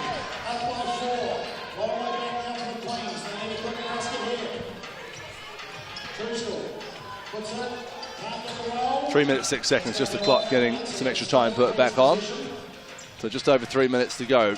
Magic need 5 points or to hold on. The Giants just about on the borderline of needing a miracle. Well,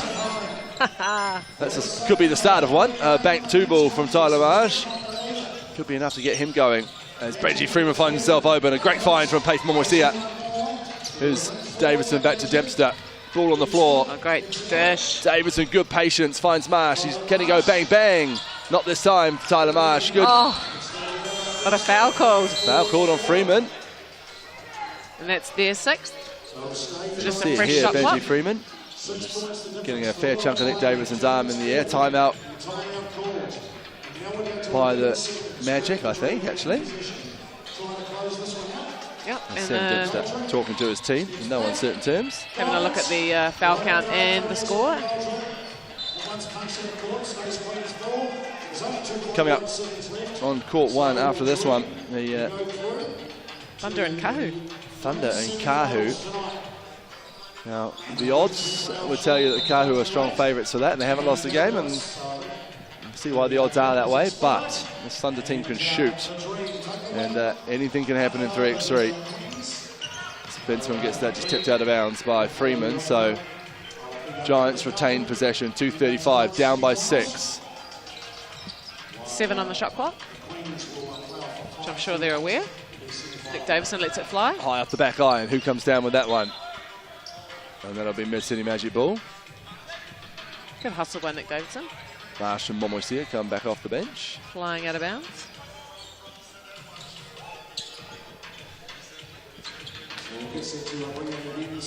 Set play again. Freeman down low. And They like to use Freeman as the playmaker in the post. Momoisia, clean as you like from 2. Paith. Momoisia puts the Magic 1 bucket away. left it hanging. Oh, that tough ball for Benson to go and get. Out of bounds it goes, so Magic possession. And Sammy D just entering the court. Sees the writing on the wall, I think, 11-19. Can the Magic finish it off with a Same two ball? play. Same play, there we but go. they have so many options off that play, and they use every single one of them on that one. That's beautiful for X3 basketball. Benson, step back 2, gets it to go. The Magic 1 point away. They look for Benji Freeman, can't get to go, which would have been a lovely way to finish. Benson made one good hand from Freeman, fouled though. Got the block, but then landed on top of Riley Benson. So Benson will go to the line to shoot 2. Look to bring it back within 5.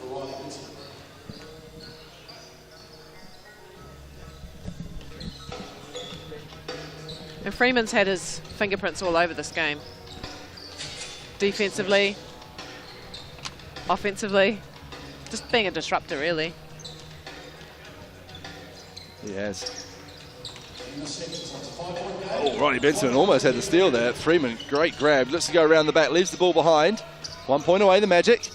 Will this be it? Josh Aitchison hands it off to Paith Momoisia, and this Magic team are in sync with each other. They have put on a great spectacle of 3x3 basketball to see off the Nelson Giants 21-15 with 1:38 to go. So to the semi-final go the Mid-City Magic, and we have to go straight to a break. So we'll be back with some women's quarter-final action in 60 seconds time.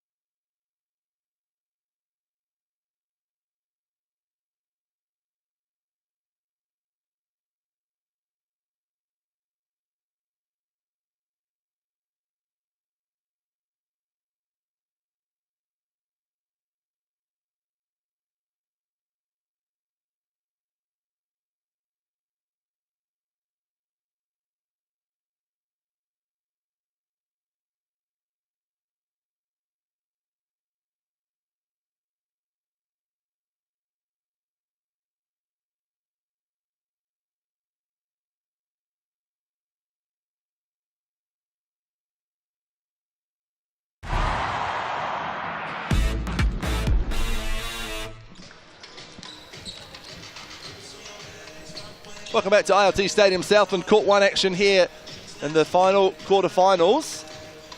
About to get ready on both courts here at ILT Stadium Southland. Here on court 1, the Taranaki Thunder taking on the Northern Kahu in the women's quarterfinal, and over in court 2, which you can find on Sky Sports Select, Auckland Tuatara taking on the Canterbury Rams in the men's.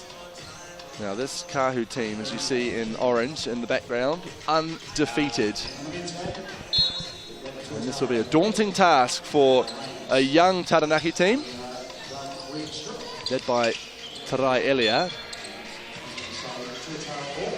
Oh, and that's Tarai Elia hitting the deck, and she's not the first to hit the deck after a confrontation with Shivana Palvast over the last 3 days. She sure is. Isn't, sorry. And the thing with Tarai is that she's a smart player, and she will use her body, set screens. And again, she hits the deck after coming toe-to-toe with Chevy. Kaysen Bookman just as hard-nosed and puts up a 2-ball, and she gets her first one to go. Won this tournament with the Auckland Dream 2 years ago. Kaysen Bookman played college basketball in the States, is American. Yes, yeah. And then you see the team list up there on your screen. Sadler, Nate, Bright and Langton for the Thunder, Bookman, Anderson, Nagishi, and that's Parvas on the floor, finding Bookman, who thought about the step back instead, puts it to the floor. Here's Parvas, goes around a big Bookman screen, pulls up from mid-range. The box out by Langton. Here is Eva Langton. Tokomano Queen during Toihi. Finds Tarai Elia. A lot of contact. Asia Anderson is a workhorse for the Kahu. Palvas down low. Turnaround jumper. Chevy Palvas with a nice shot for 1. 3-0 start. Langton. Good looking left hand shot there by Langton. She's got good length for this game. Foul from Elia, who thought Palvas might have sold that one. Yep. That was a argument for both. Yeah. Early subs coming in. And I think Palvas getting used to the style of the game. She finds it quite physical. And for a player like her, who is a physical player, doesn't love it, but I think getting accustomed to it. Well, she's just smart, and she's a leader, and you see she talks on every play out there. Anna Bright.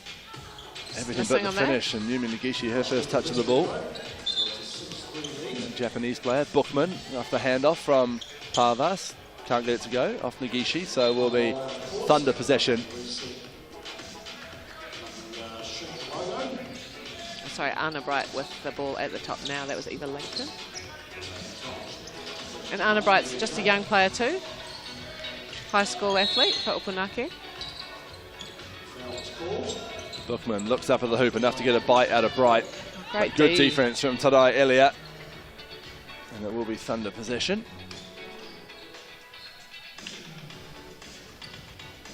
So 5-0 early lead to Kahu. See what Thunder have got up their sleeves. Set play. See the teenager. Oh, Elia shrugs off Parvas, gets the fine from Bright, and a nice finish. So the first point on the board for the Taranaki Thunder. Here's Parvas, good off-the-ball work to shred the defense of Tegan Natai. Saw the switch. Natai's 2 doesn't go. Offensive rebound, Tarai Elia. There's both points. Oh, and a steal now. Elia putting the Thunder on her back here as they try and keep up with the Kahu. Bright looking to pull up from mid-range. Hesitated just a couple of times. Chases her own rebound though. And it will be Thunder possession. Really steady player, Anna Bright.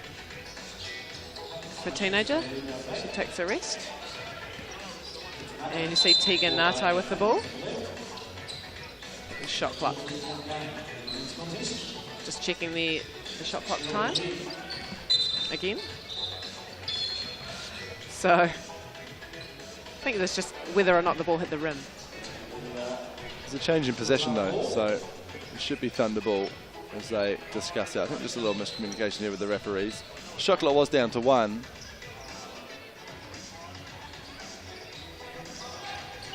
I think the players are going to have something to say about this. Yep, it hit the rim. There we go. Yeah. They didn't even shoot it, I think, is what the players are saying, and they're right. So back underway in the right circumstance. Oh, there's a wild pass from Tegan Ngatai, who picked up her dribble pretty early under close supervision of Kason Bookman. Asia Anderson.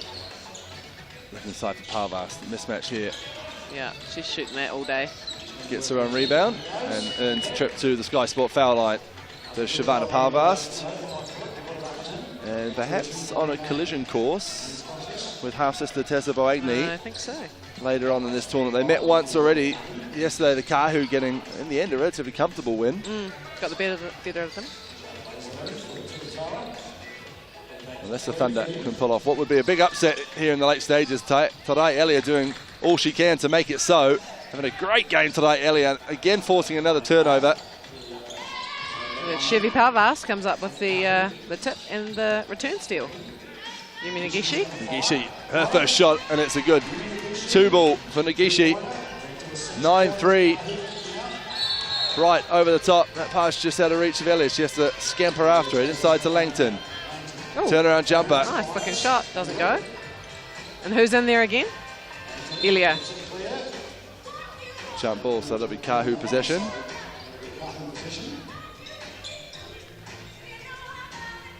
So 9-3.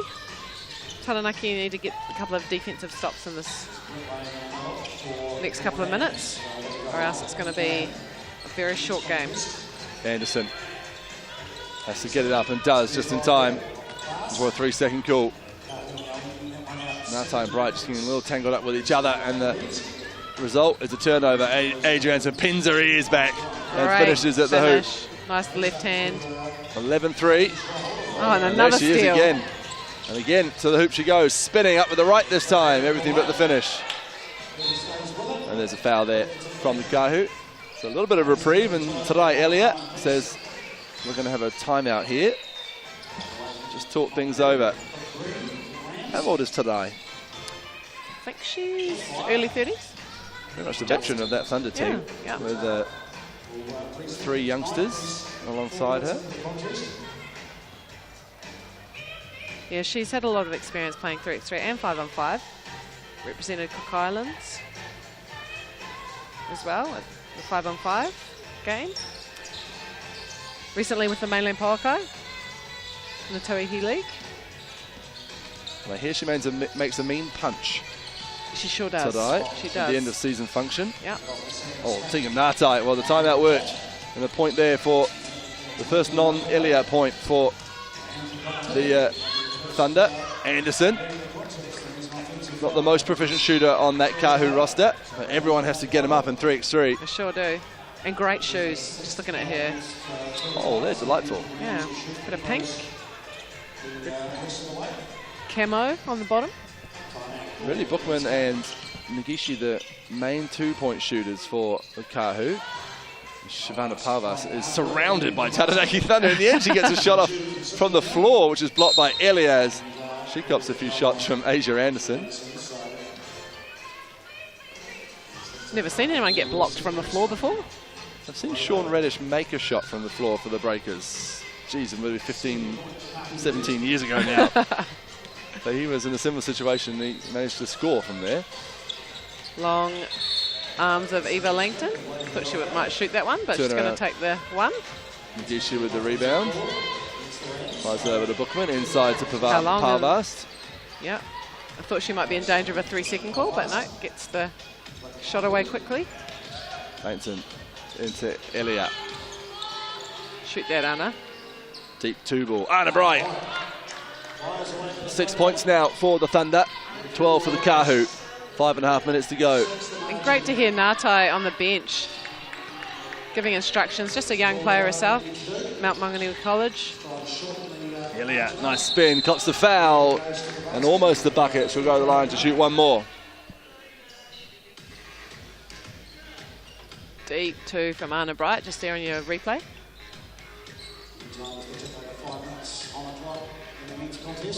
Today Elia from the Sky Sport foul line. Makes it count. Nagishi, catch and shoot from the Bookman pass. Just off to the left. Elliott will give it and then set the screen for Ngatai, who gets another one to go. Shot. Bang, bang from Tegan Ngatai. 12-9, 3-point game. The Thunder very much back in it off the back of some hot shooting from young Tegan as Nagishi drives. Good hands. Tarai Elliott. A little look on her face. She might have got away with a foul there. And 2 seconds on the shot clock here, so I'm sure Kaysen will be well aware. Oh, out of bounds. Kaysen Bookman. Either way, threw the shot over the backboard anyway, so either way it was going to be Taranaki Thunder ball. And takes the penalty sub. Takes the double punishment sub. 12-9, Kahu lead the Thunder. Inside, it looks at Elliott, and that's the second or third time. Yeah. A diving Tarai Elliott's had a slightly sloppy pass thrown to her. There's too much heat on that one. Lots of pressure from defence though. Can make you overpass at times. Asia Anderson putting her head down. There's Parvast. 2 ball. Doesn't go. Ngatai goes to get the rebound. Bright reverses quickly beyond the arc, but Bookman tracks her well. Try setting a screen. Oh, lovely move by Anna Bright. Bright, the footwork and the finish. Parvas wants it. Mismatch down low, size-wise.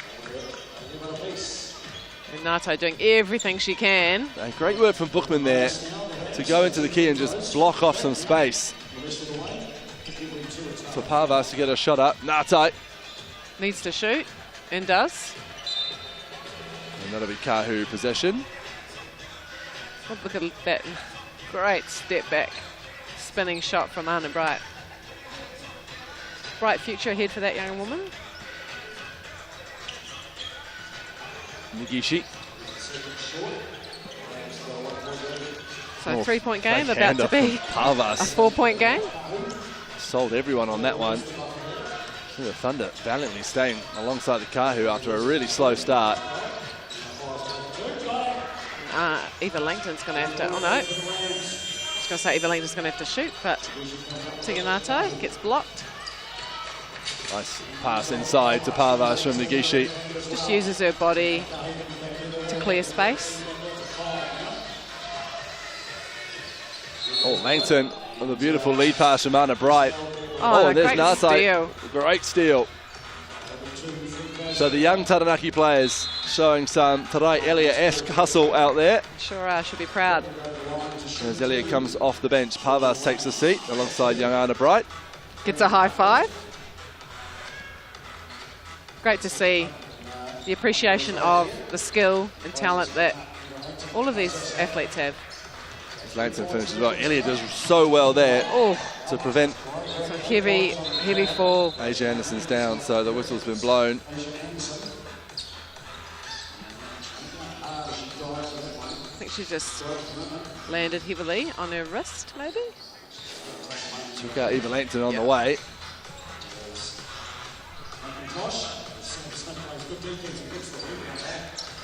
She'll just take a breather there. I think she's okay. Yeah, and she'll take a seat. She's up and walking, is Asia.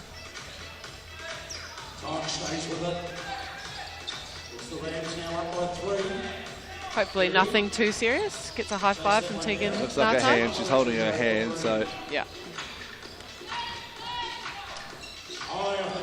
Okay, ball back with the Kahu.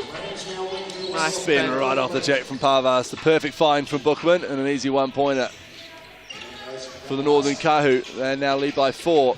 Just keeping that scoreboard ticking over. Well, that's the luxury of a fast start as Bookman's called for the foul.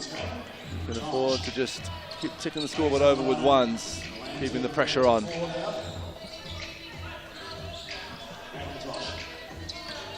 See Anna Bright with the ball. Set play. The left-hander going to the hoop. She's going to have to shoot that. And she gets the friendly roll. Eva Langton makes it 16. And actually the Kahu are in the bonus if they foul. She fouled by Elia. Puzzled look on her face.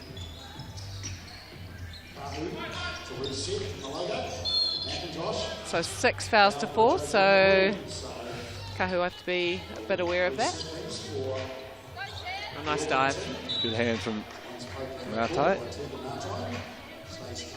And 8 on the shot clock, so Kahu don't have much time, but plenty to get a shot off. Oh, and a delay of game warning. Not allowing the fair check. But another second went off the shot clock, so smart. Bookman, deep 2, nope. Steps Gets to the herself side. a little bit closer. Oh, good scream there from Ngatai. I'm open. Elliott thought about the 2, back to Ngatai. Just got her foot in bounds. As that pass came back to her. Got to get it up over Parvas, easier said than done.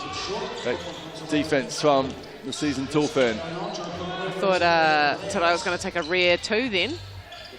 Oh, banks it in, Parvas. Beautiful move down low. 17-13, 2 minutes on the clock. Anna Bright gets it off. Time.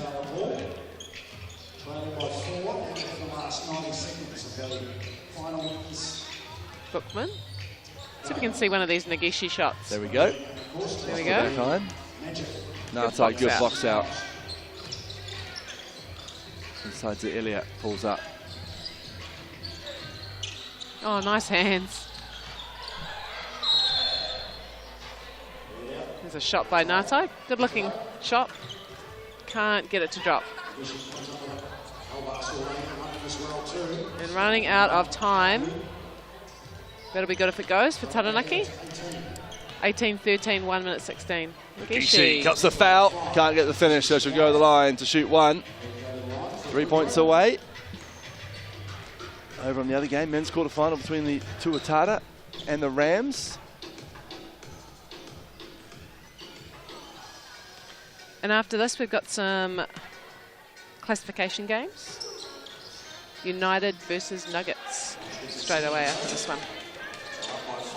Langton for 2. Did she just... I thought that banked. Banked real short. Banked just and caught short. a little bit of net before. That, Oh, Asia Anderson puts them That 1 was point good. away. So the Kahu. and she's a bit gimpy, Asia, on that left foot now. But on the court, so... see her limping a wee bit. Langton on the drive. Langton puts up a tough shot. Has to, as shot clock expired. Bookman with a strong rebound. Elliott all over her. Trying to prevent foul, the I one think. shot. And she does foul.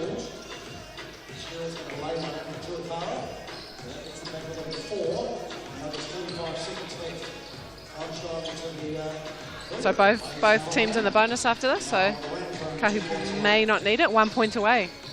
Spin back to the hoop by Parvas. Oh, blocked by the rim, and she has a smart laugh to herself to Chevy Parvas.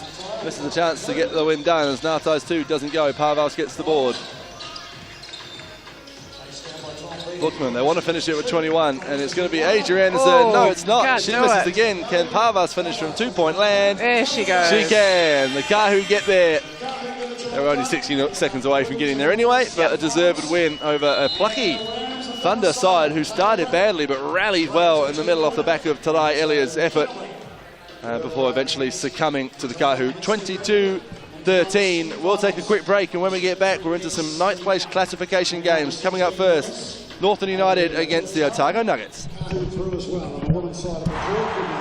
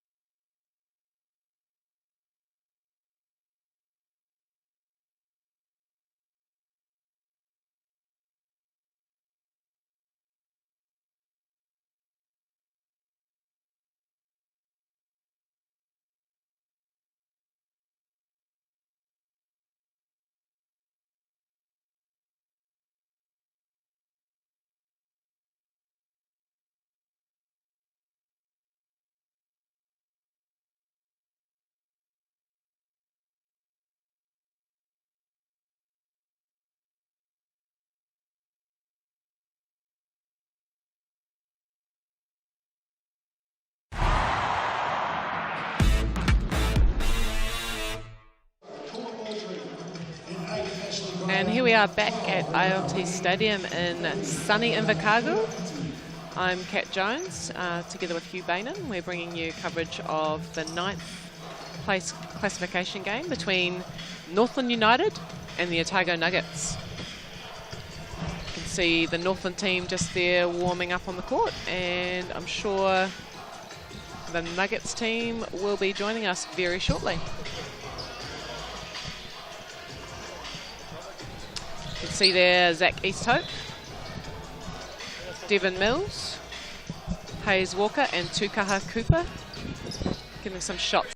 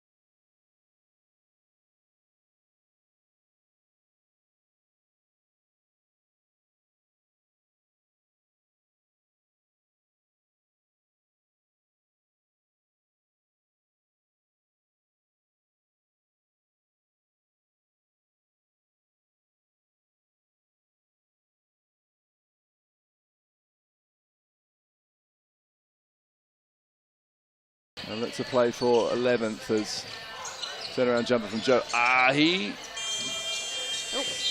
Doesn't go. And it will be Northland United ball. Okay. Hayes Walker has been one of the stars for Northland United, sharpshooter.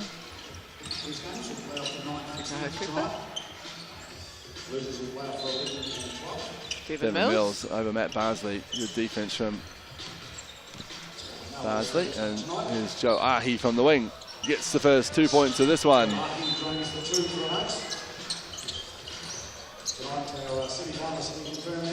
Return? No. Can't get that one to drop to Kahu Cooper.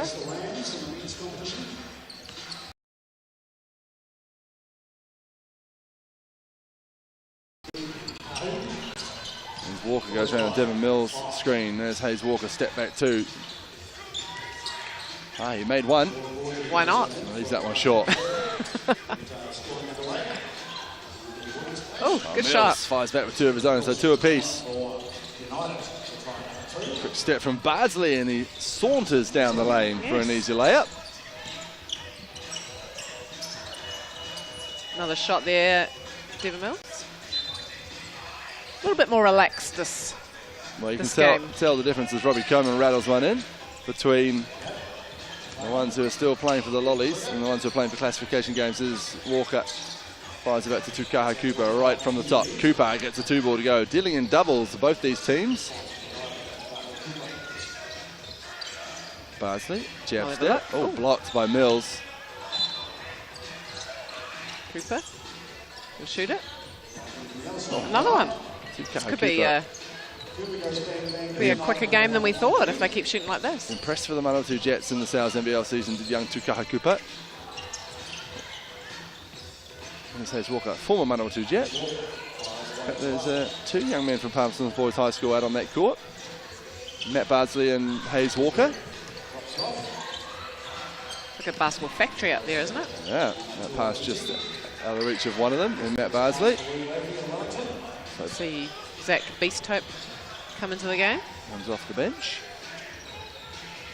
Still yet to see Nico McCulloch take any part in this one.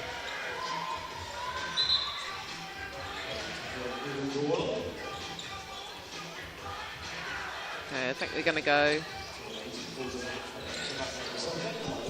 foul, is it? Hayes Walker was trying to confuse the officials by standing there, assuming it was Northern ball, but it's actually Nuggets ball.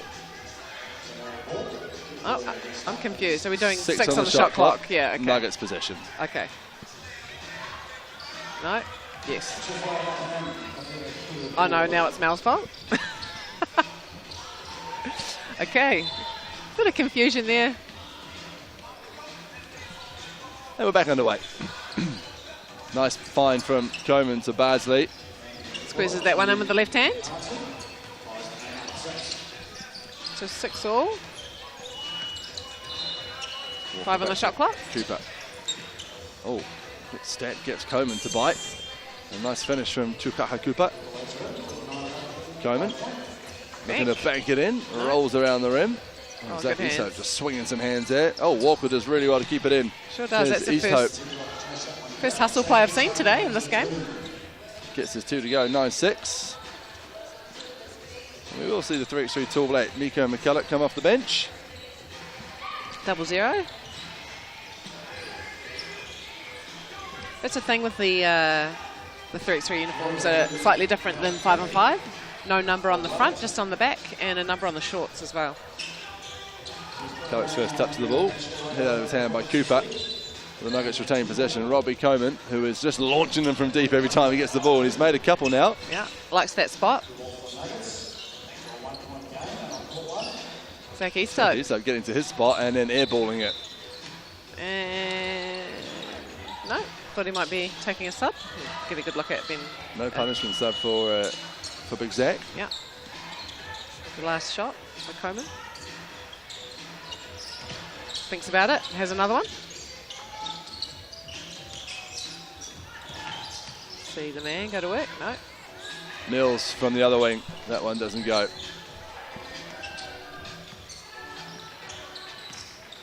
McCulloch slings it over to Robbie Coleman, who's doing nothing but shooting in this one. 9-8 United lead.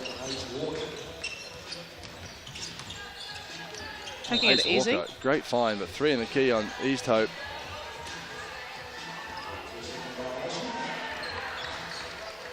Now you're not seeing the usual intensity in this game, and it's been a long 3 and a bit days, so you can understand the players are trying to preserve a bit of energy. Yeah, not be so fatigued, especially the big guys like East Hope.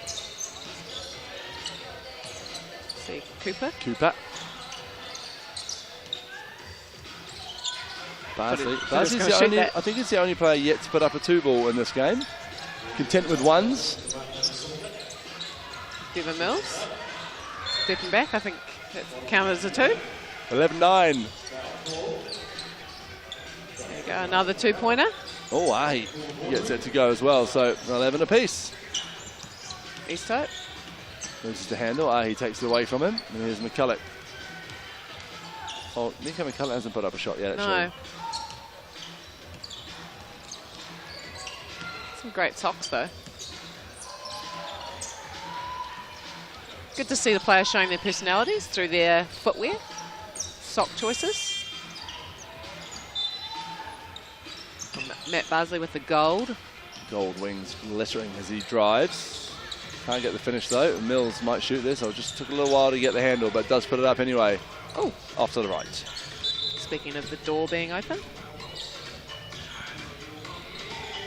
Wellington in action against Tavaka Pacifica over on court 2 on Sky Sports Select. Been impressed with the play of Malama Laupepe. He's one of the leading scorers at this event. Oh, McCulloch through the legs. Everything but the finish for Nico. There we go. Shoot it, young fella. Oh, off to the left for Hayes.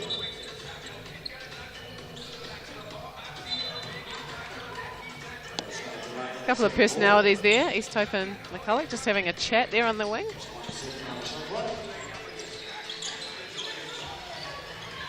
Oh, there he Bardsley goes. finally puts up a 2-ball. And he drains it, Matty Bardsley. 13-11. So looks to turn the corner and get the dish out. Oh, nice pass fake. Let's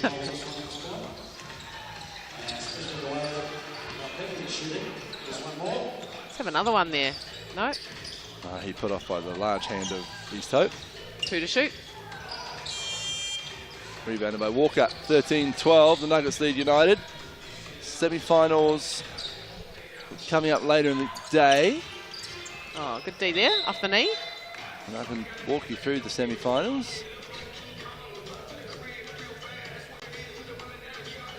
So in the women's, the semi-finals are set. And they'll be between the Phi and the Poakai. Here we go, Hayes Walker. Walker drains that one. So the Phi will take on the Poakai in women's semi-final number 1. And the Dream will take on the Kahu in semi-final number 2. They are two awesome matchups. They are. Coming at you from around 5 o'clock tonight. In the men's semi-finals, Sharks and Saints. I'm looking forward to that one. And Magic and Rams. Yeah, Saints had a rough start to the 3x3 Cup, but bounced back. Got through the Jets just in the quarterfinal as well in a close game. So Saints, who went 0-3 on day 1, straight into the semi-final, and they'll take on the Southland Sharks, who look, for mine, Cat, pretty damn good this morning. They do, yeah. Oh, turnover there. This is the handle. See what the Nuggets can do. Robbie Nice Coleman shot. makes another 2-ball. I feel like he's going for a record. Cooper leaves it short. Coleman dashes out beyond the Do you think he'll 2-point shoot line. it again if he gets it? He doesn't this time. Going for the post-up. A couple of interesting mows there in the team. Coleman and Bardsley. Matt Bardsley, a good exponent of the moustache. Yeah.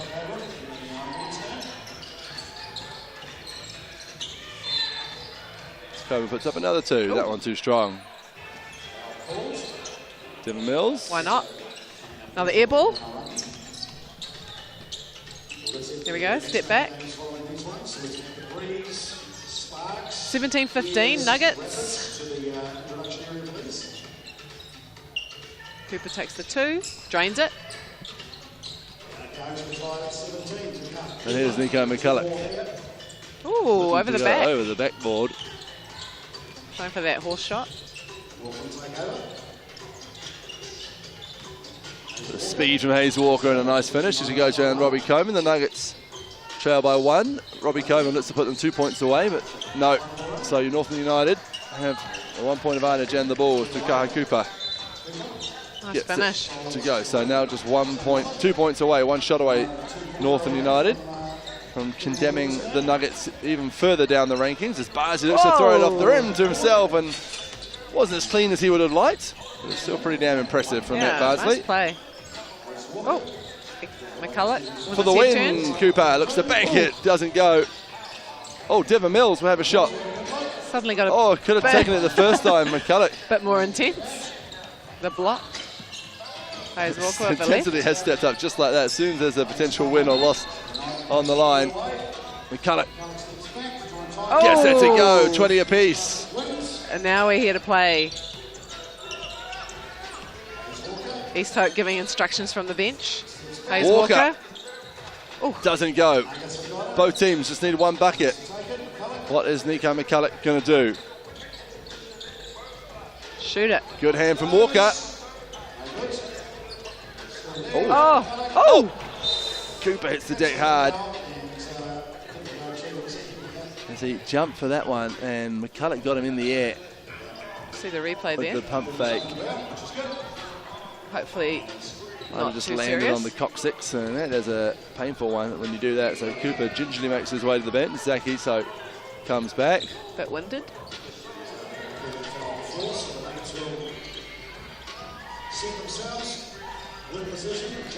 $20 apiece. And McCulloch will look to finish this one for the Nuggets. That's a 1. That's all they That's all need. he needs. 21-20, and Nico McCulloch, who walked his way through the majority of that game, gets it done with the last 2 buckets as his class shines through. So We called it a 2, 22-20. But his foot was on the line. Oh, they are just correcting it to a 1. So 21-20, not that it matters because the Nuggets will now go into the spot to play off for 9th place later on this session, just after 2 o'clock.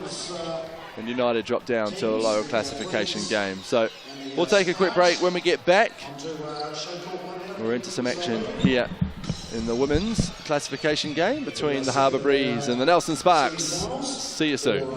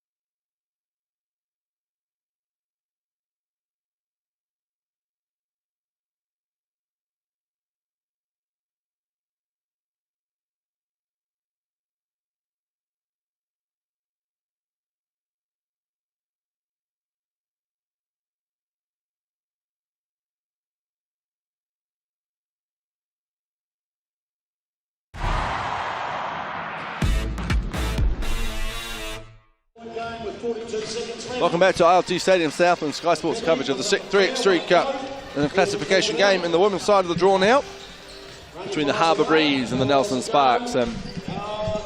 Two of New Zealand's best schoolgirl basketballers will go toe-to-toe.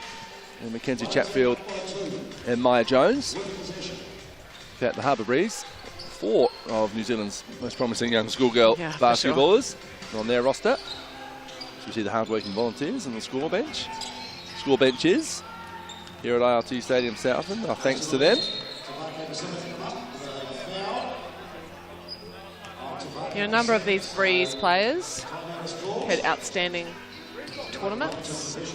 Mackenzie Chatfield, Isabel Pugh, Rebecca Moores, Amy Lee Pateman, all from the same school. They sure are, all Westlake from Westlake Girls. Girls, who won the secondary school champs. Mackenzie Chatfield named MVP last week. Yep, Izzy and Amy Lee both in the tournament team as well. And Rebecca, unlucky to miss out. She had a great tournament. Well, Maya Jones was in that tournament team from Waimea College. She's on the Sparks roster, her hometown team. Tessa Morrison, Tsubasa Nisbet will make up the rest of that roster as River Walker Pittman out with injury since day one. Interviewed Maya yesterday, Kat, and said, what does it mean to be wearing the Sparks jersey? She said, well, nice to wear the same jersey my mum wore. Yep, sure did. We were a chance to play together, but I think well, the last delay. year, it was set last year, wasn't it? You were part of the Sparks roster last year, drafted alongside Maya. Jelena Vucinic, another great Nelsonian. And Amanda Wayman. Jelena would have likely been wearing the jersey if she was in the country at the start of this tournament. She might be watching on, so hello Jelena if you are. But this Sparks team, who, as I say, went down to 3 players on day one, have done really well. Just knocked out by the fight in the Sweet 16 stage. Yeah, and that was a 3x3 game with no subs as well. Phi down a player, Missy Nuku out. But the class of Dominique McBride, I think, showed through in that game. So well done to the Phi. Here we go, Sparks with the ball. Bit of a size disadvantage with Tsubasa Nisbet and Izzy Pugh. Here's Maya Jones looking for that step back. Good hand from Rebecca Moores. Jones goes to get the board. One Tessa on the shot Morrison clock. has to throw it up.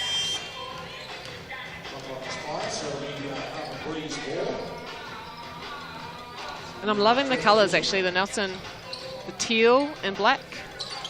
Both Nelson teams wearing that on the 3x3 Cup as Moores looks to step through Tessa Morrison, gets her own rebound. And here's Morrison here. Found form from the 2-point arc yesterday to Tessa Morrison. Great find for Tsubasa Nisbet, and the first point goes away to the Sparks. She's just a workhorse, Tsubasa Nisbet. Does all the hard yards, rebounds hard, Finishes at the rim. Jones drops it off to Nisbet, surrounded by Breeze. And I think that's going to come off Busser, yes. Came off Busser Nisbet's. Yeah. Swarming defence. And a reset of the shot clock as the Breeze take the ball from the top. Already more intensity in this classification game than the men. Shot goes up. Amy Lee Pateman and Maya Jones teammates in the New Zealand under-17 women's team that competed at the Asia Cup in Jordan and the World Cup in Hungary. From Tsubasa Nisbet. Yeah, it's been a busy year for some of these young girls. As the basketball calendar gets busier and busier every year at Chatfield, two ball doesn't go. Great quick hands though, almost too quick for Pateman. And here's Jones, Buster Nisbet wide open, seen eventually by Jones, and in time for Nisbet to finish. 3-0 the Sparks lead as Pateman launches a two ball. Got a nice looking left-hand shot, Amy Lee Pateman, and she can get it off quick, which is an advantage in this game. Morrison drives, it's the pass the ball around the corner to Nisbet, great find. Catch and shoot for Jones. Rebounded by Pateman. First one off. Don't worry, she'll keep shooting. Certainly will. Good defense from Morrison. Just a bit worried about that pass. Chatfield came away with a steal. She'll shoot that. Turnaround jumper. This time it's Jones with the board. Good battle there between Jones and Chatfield. A nice finish there from Maya Jones after the drive. 4-0. Good hand, Jones almost getting the steal, making Pateman think again, has to put a long two ball up. Morrison might put one up, she tries to get to her spot. Moores. And the length of Moores though. Just putting her off. Smart player is Tessa Morrison, recognises a mismatch.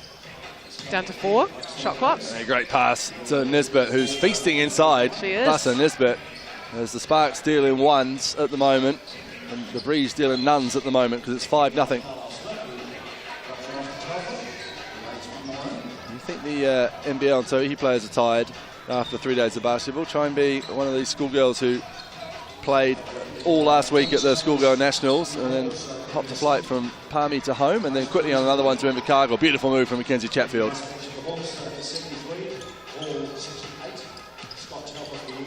Oh, Jones Maya gets two of them to bite and inside to Nisbet. Great well, finish. The Breeze scout on Jones is the correct one, but what it's doing is allowing Nisbet to be wide open. Oh, and she hustles the play there. Nice defense. Yeah, gets a cheer from her teammates.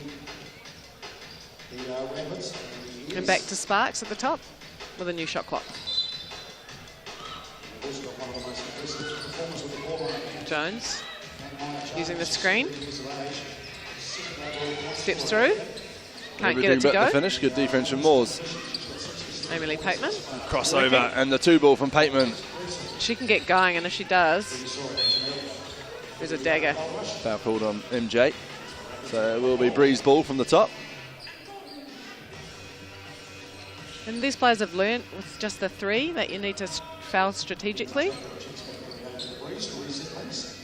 Make different plays at different times. Nice find and a finish from Pugh. Moores, the passer. Little mismatch here. Tessa Morrison.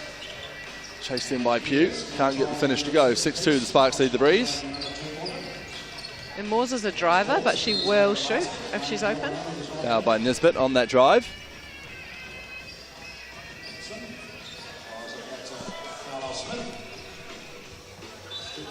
Tavake Pacific against Waikato Uni coming up next, as you can see the teams.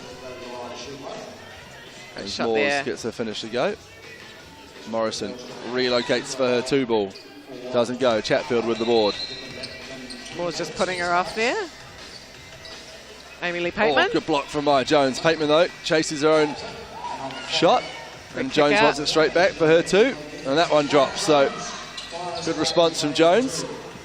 Good comms there. Good awareness of the team. As he Pugh back into the game. Both ankles strapped.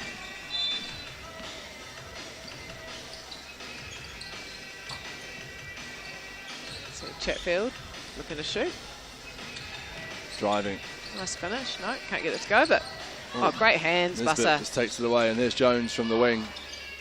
Nisbet another big offensive board, and she's fouled by Pugh, so she'll go to the line to shoot one. Well, time and time again, Tsubasa Nisbet just plays above her height. Uses her body really well and has great timing. All the hallmarks of a great post player. Good season too for the mainland power guy. Certainly was. Earned the trust of coach Tully Bevilacqua.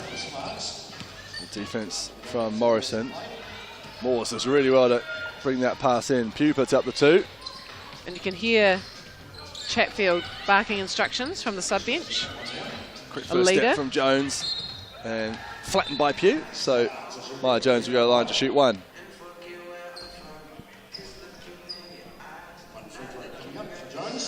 Chatfield coming back into the game. Yeah, she's their leader, Chatfield.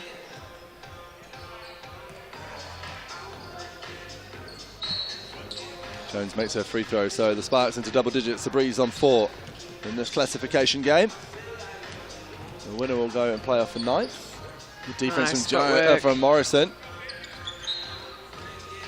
Good hands by Buster Nisbet. She takes the 2. Moves it a little bit short. Chatfield with the board. Quick hands to Pateman. Step back. Myers relocating. Buster goes wisely Nisbet. dribbles it out. She go to work on Moores. Good kick out. 3 on the Timo. shot clock. Morrison has to put it up and drains the 2. Tessa Morrison from the wing. Oh, and and a Nisbet nice with a tap. steal. Oh. Keeps it in, but only as far as Mackenzie Chatfield. Not cleared though. As Chatfield caught it inside the A good 3-point hustle, line. Buster. Wrong uniform. So Sparks ball. Basket doesn't count. 12-4. Little set play from the Sparks. It's a couple of screens. Looking for... They left her wide open, and she doesn't need to think twice about that one, Maya Jones, but that one misses. Amy Lee. From the wing off. Get to really find her range in this one. Chatfield puts up a 2 ball. Her one doesn't go. Out of bounds off the hands of Amy Lee Pateman. So Sparks ball. And I don't think the Breeze will be calling any timeouts in this match, but we'll wait to see when the Sparks use theirs. Morrison given a little bit of space. 2 ball off to the right. The good thing about this match is that they know that there's only in and out. There's only one more game after this for them. Win or lose. So both teams. Get to Only 2 games relax today. this afternoon. Sparks with the ball. Oh, good hands by Moores using her length. Chatfield's 2 off to the right. Pugh gets the board. Good foul by Buston, isn't it? Called for the foul, so Pugh will go to the line to shoot 1. You can see the fatigue starting to wear in a wee bit here. Busser's missing a couple of rebounds.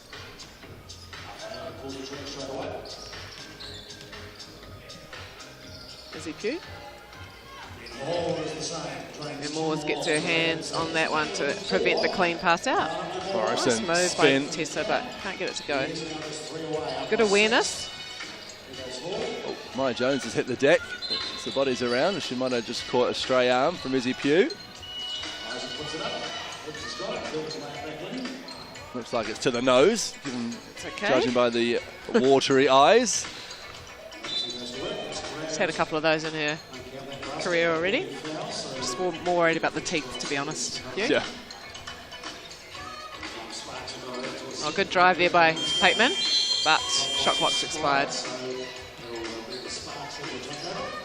So it's 12-5, 4 minutes, just under 4 minutes to go. Sparks in control, but as you know, anything can happen. Again, they look inside for Nisbet. Moores does well to get the hand on the ball and keep it in bounds. Oh, and that's a miss, but Breeze chased their rebound. And then a kick out to Moores. Relocated well. Good defense from Jones, maybe even a block there. Puts the ball on the floor, looks to spin in, ponytail flicking behind it. Great job by Moores there to get a hand on that one. Sparks ball from the top. Just 7 seconds on the shot clock. Izzy Pugh back on the court. Yeah, really good passage of play by the Breeze, just unable to connect on their shots. 2 seconds on the shot clock, do they Has to know? go up. That's what Nisbet did, didn't get the rim, doesn't matter. Breeze got the rebound. And if the Breeze can get a couple of scores here, things could get a bit more interesting. Defense from Nisbet. Shooting foul called though. Maya Jones is going to walk out slowly to get that ball. Over on the other court, Sky Sports Select. The Ears taking on the Rapids in the classification game. The Rapids from the West Coast. Looks like they're having a bit of fun out there, as they should. Izzy Pugh makes that one count. Tessa Morrison. That's the 5 out of 2 of her own. A little bit strong. Moores with the board. Pateman shoots. Oh, good Tessa hustle. Morrison almost with what would have been an incredible rebound behind the back. Good tip. Finding Sparks finding scoring a little bit hard going. After at an the moment. early flurry of ones.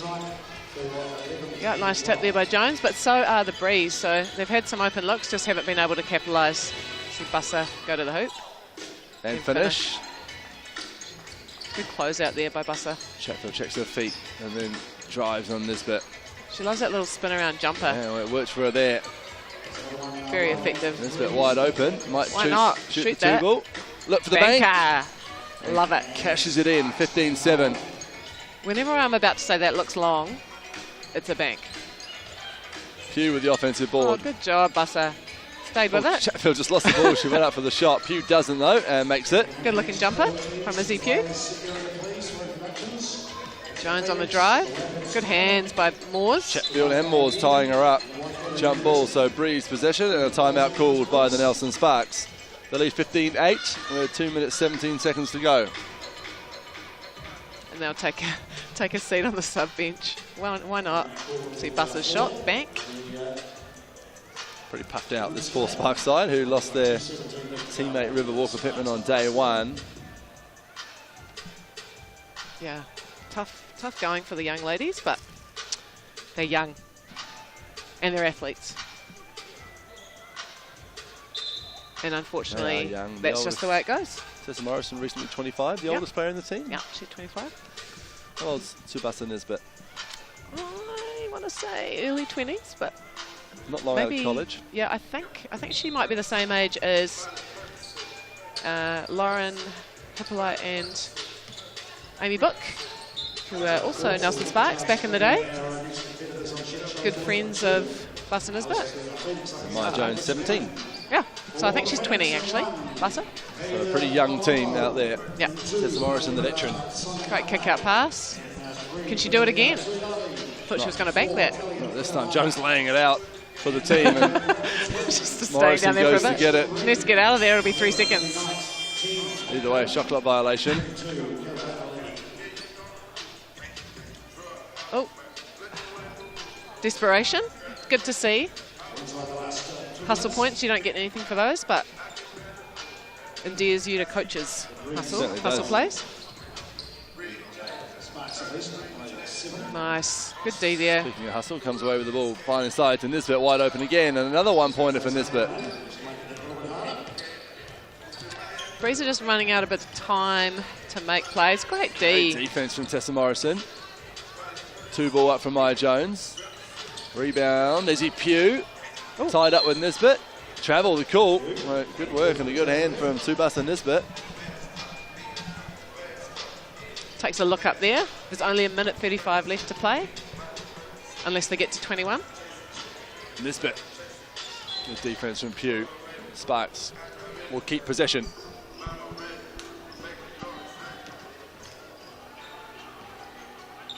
I think at the moment they'll just settle for, Great find from Jones. Oh, good Nisbet finish. does the rest. just settle for ones, just keep that scoreboard ticking over.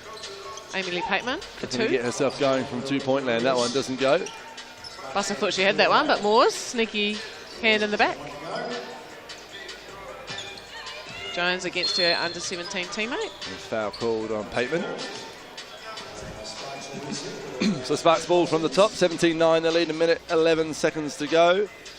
Over on Sky Sport Select, another women's classification game. Northern United and the West Coast Rapids about to go toe-to-toe. Again, they go into Busser Nisbet. The Sparks, she just can't get it to go. I think it's the Phoenix, but Oh, sorry, Northern Phoenix, Yep. yep. men's of the team is United. Yeah. Step back, but Tessa Morrison up to the task with another block. 9 on the shot clock. Oh. Step back, or speaking of blocks, Great just block. Rebecca Moores with the big one.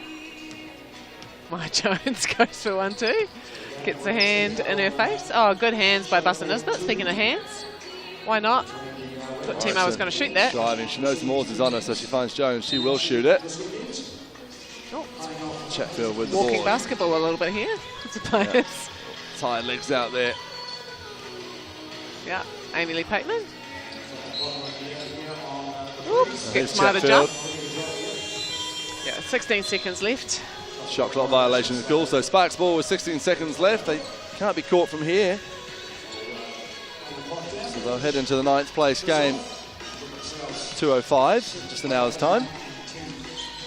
Maybe they'll just try and rest. Short break. No time to go to Splash Palace in an hour, is there? No, not at all. And I think we'll just let time expire. Easy View might get one more 2-ball up. And that'll do it. The Nelson Sparks out on their feet. Yeah, you Beat just see this that. young Harbour Breeze side who have entertained many. These 4 schoolgirls over the last 3 days of basketball. Hugs all around. So it's the Sparks with the win, and we'll take a break. And when we get back into some men's action between Te Whake Pacifica and Waikato University in a change in Coventry Plaza with Justin Nelson and Casey Frank sitting in the seat. See you soon. See ya.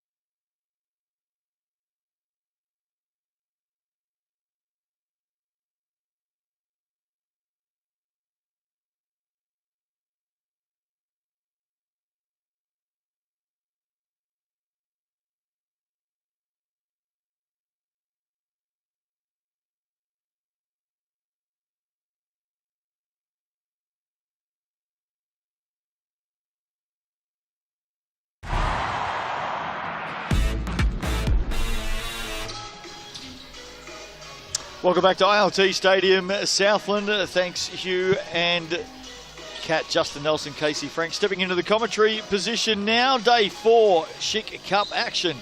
And we're just about set to get underway between Te Whake Pacifica up against Waikato Uni. All of these teams in the bottom 8 positions, Casey, jostling for, well, some bragging rights. It's some bragging rights in the first win. I'm got to say, you're not supposed to root from the sideline, but I got to say I'm rooting for the Te Whake Pacifica to try and take out their first win of the tournament.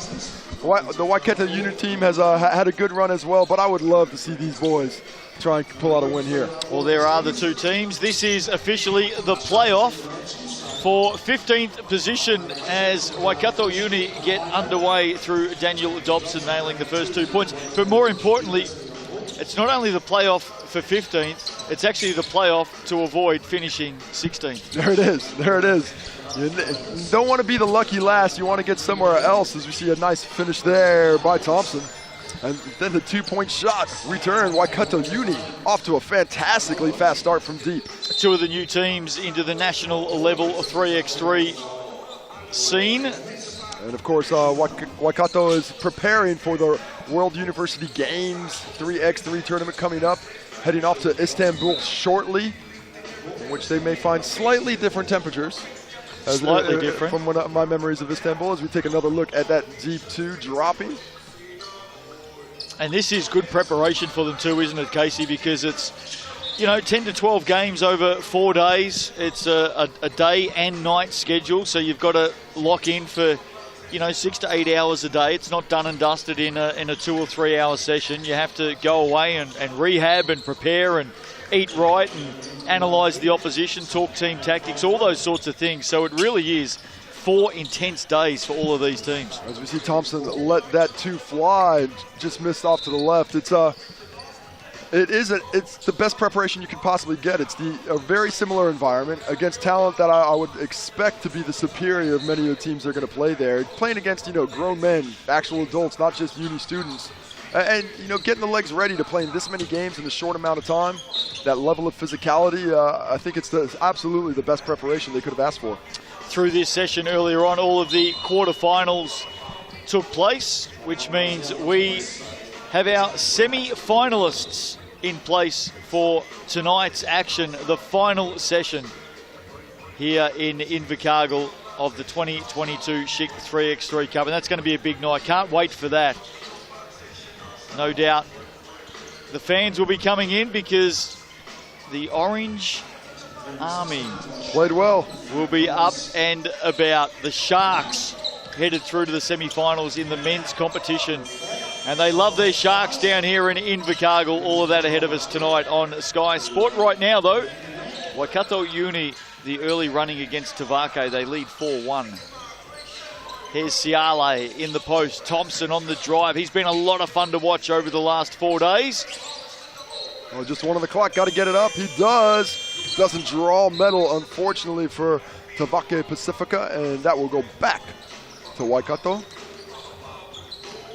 And I think Thompson on that occasion maybe thinking he didn't need to make that final pass to Paia. Here's Sunny Afu. Oh, nearly vandalied and stripped it away. Well, good quick hands there as Afu was trying to dribble out quickly, but you gotta be aware of the other defenders. Clearing the basketball with speed of the utmost importance to get that offensive efficiency going a wee bit. We've been talking about some of these uniforms on display in the men's and women's competition, some of our favourites.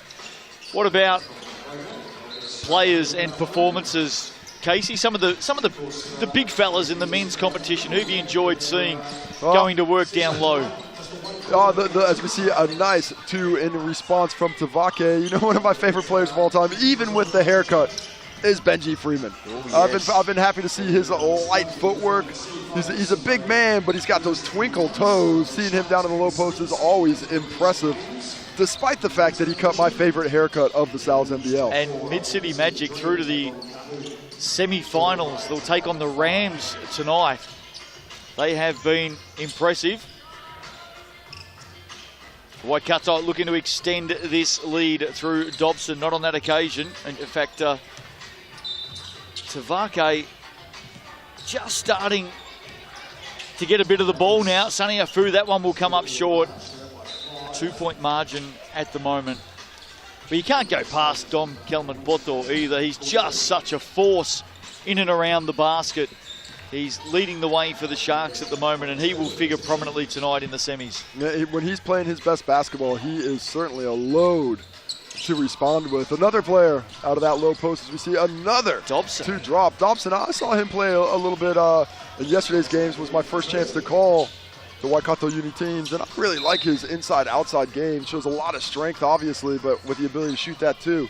That is the all-important factor here in 3x3.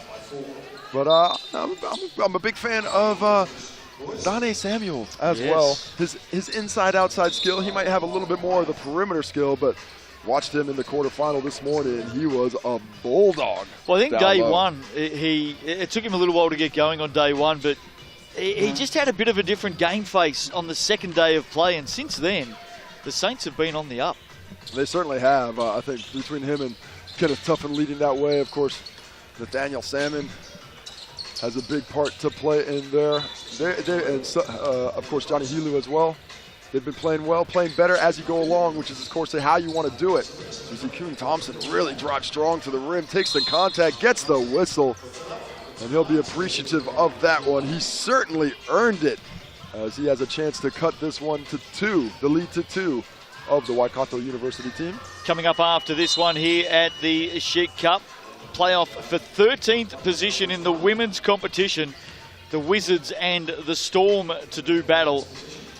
Of course, all of these classification games, teams playing now for their final position here at the Schick Cup as we work our way down towards the national title deciders tonight here at ILT Stadium Southland. He is killing it. Double D, Daniel Dobson getting it going. Well, they lead by 4. Siale, nice little... Oh, the leaner. Yeah, runner off the back there. Turned a left-hand layup into a bit of a reverse, but it was pretty. I liked it. Here's another chance for Waikato. Dobson's been involved in everything in this one. Siale steps it back, the big fella fires away off the front of the iron. Would have nearly equaled the game on that one as he gets the hack from behind on the Peter King drive. As he went with a bit of strength, and Siale gets a bit more arm than he gets basketball. And then we'll see an attempt from the Sky Sports stripe now from Peter King. Some of the guards you've enjoyed watching in the men's competition over the last 4 days, Casey? There's a lot of guards. You know, I might get a little bit of flack for this one, but you know, watching that Jets team, I got his name wrong a couple of times. But man, was James Cawthorn impressive with his skill set. Unfortunately for Jets fans, they pulled out an L earlier today.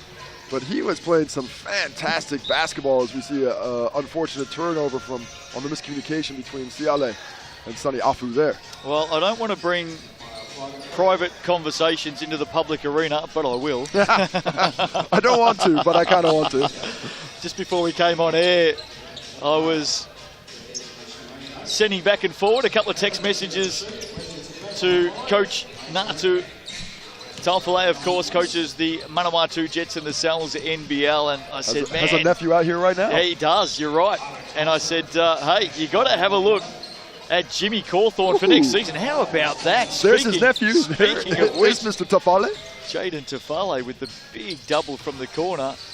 I said, yeah, you got to get onto him. You got to have a chat with Jimmy Cawthorn, get him back out there in the Sal's NBL in the green and the white next season, because with what we've seen from Cawthorn, especially over the last couple of days, he's more than worthy of a spot back in the Sal's NBL. Played some great basketball. I was really impressed by that Jets team as we see the jumper come up short second time around. Impressive start here by Waikato. They lead this one 14-7. Just 1 second on the shot clock left for them out of this. And that is the thing about the 3x3 game that I continually reiterate, is the speed at which the game face changes when you're hitting those 2-pointers, as the Waikato University boys are. I love the triple-headed beast when it comes to guards here for the Canterbury Rams, the Barbecues Direct Canterbury Rams. Sam Smith, Taylor Britt, and of course Joe Cook-Green. They're a team to watch tonight. They're through to the semi-finals. They will take on Mid-City Magic, and if those three get going, look out. You're absolutely right. That is a tough go. Joe Cook-Green with his aggressiveness offensively, obviously impressive. Of course, Taylor Britt, not only a tall black, but a fantastic player in the 3x3 format, who has really been doing it all. Sonny Afu lets it fly, lets it drop, and just like that, we're just about tied up 10-12 to the Waikato. Sorry, make that 9-12. They got added an extra point. Well, the sun is coming up and it's shining brightly here on court one. Sonny Afu with the big double to close it down to 3. And another guard who I've been impressed by throughout this entire tournament, and always am. Love his athleticism, love his drive. Is that Drew Lusonge Ape? Oh, yes. The way he's been playing. One of the younger, well, not, I guess not one of the younger players here, but a young player. Oh, did Afu get it off? He did not quite in time, but Drew Lusonge Ape, his ability, both with the ball in hand and defensively, is just always entertaining. Can't wait to see Lusonge Ape in action tonight for the Sharks. And they're playing the Saints in the semi-finals. And that Don Kemapoto, Dane Samuel matchup, that could be a key one. Ooh, as Van Leiden gets absolutely hammered. Make sure you join us tonight on Sky Sport 2. All of the semi-final, playoff and championship deciding games coming your way from 5 p.m. local time here in New Zealand. Dobson gets the dunk. Won't count though after the Siale foul. Third foul on Tavake Pacifica. Playoff for 15th here, right in front of us. Jared Kenny in the house, just walking past our commentary position, along with Ethan Rusbatch, Ezra Smiler. The Hawks will be in action shortly. Daniel Dobson again putting it together. Look at that kiss off the glass as he is filling up the stat sheet in this one. 15 points to 8, the score sheet. There's Thompson getting up and finishing off the glass. The Hawks will be disappointed with bowing out of contention for the Schick Cup. Of course, they made it through to the final in 2020. They had to play 3 games in quick succession last night, and interviewing Jared Kenny after that one, he said, well, it's our own fault. If we're going to lose, there it is. We're going to get the bum end of the deal. So, yeah, we are getting to the point of the tournament where players are starting to realize how many games they signed up for when they came down to this one. They're like, oh, 4 days for a bunch of basketball doesn't sound so bad. And then you get to game 10 or 11. Yeah, it's a tough gig, isn't it? That's a few. Well, I mean, 10 minutes of basketball, running clock, that's about as much live time as you would see in one 5-on-5 game. But I think it's the starting and the stopping that does make it a bit difficult. Yeah, no doubt about that. Siale firing away. Here's Dobson. He's had a good game here so far for Waikato Uni. And again, he nails it from downtown for another 2. 17-9 the lead now. For the team in red, Thompson hard to the basket on the reverse. Ooh. Doesn't get the spin back. A good look, a good kiss. Unfortunate he couldn't get that roll as Tafale misses that one. Dobson again with the hustle. And Peter King makes the move. Gets held up on the dribble here. Dumps it inside for Dobson. Twisting and turning. He adds another one, and he has been the player of the game. Good front cut, good up fake. Excellent use of his skill set. Love the footwork for the finish. Here's Paya, bustling his way through the paint, hands it back out all too late as Siale actually nailed the shot. Finally got one, and unfortunately it doesn't count for him. Poor fella. He did take out about 4 fluorescent lights in the process. That one was a rainmaker. Just under 2 minutes to play here. Don't know if it'll be a time-certain game. It could go to the 21 with the way the Waikato Uni are playing. Well, they've got a chance to get there, most definitely. I know we've sung the praises of the new teams that have fronted up to the national level here in the Schick Cup, and we've spoken about Tavake Pacifica a number of times in the commentary position, Casey. Oh, nice too from Tafale.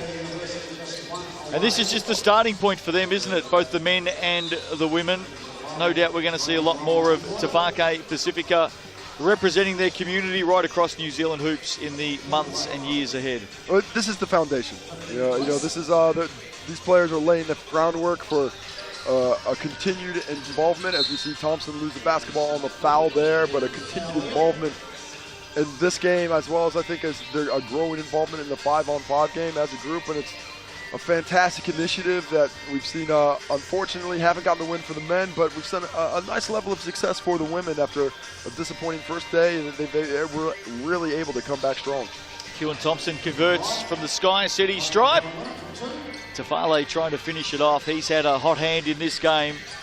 They only need the one to finish. Can they get it? Good finish by Siale there. Love the pass from Sonny Afu.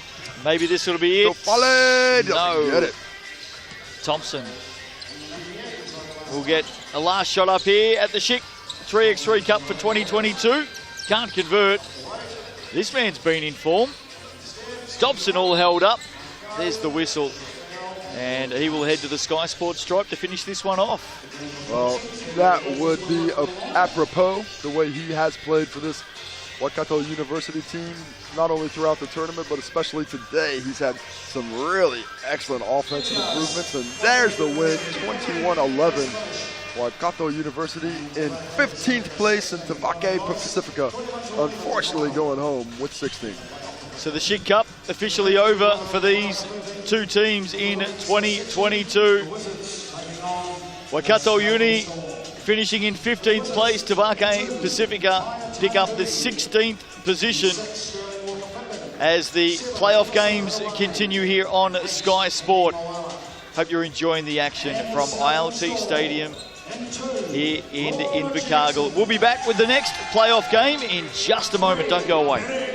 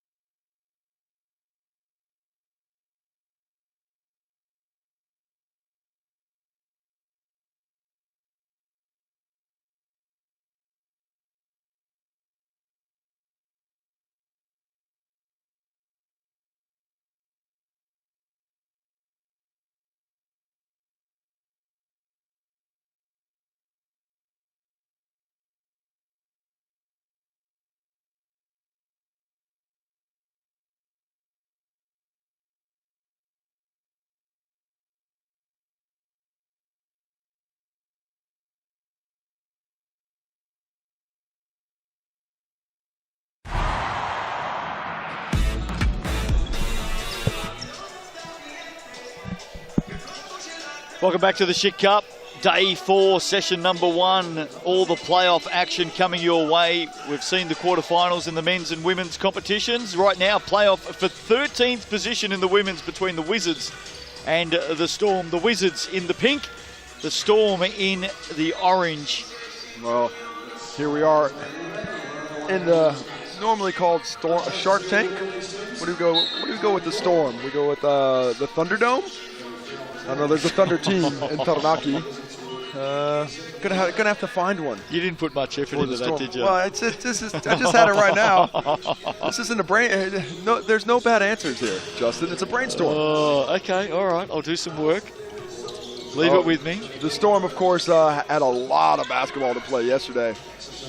Was it 4 games yesterday? Yeah. I believe they played, including 2 in a row at the end of the day, so they will have certainly valued the rest they received after going home and hitting their heads on the pillows last night.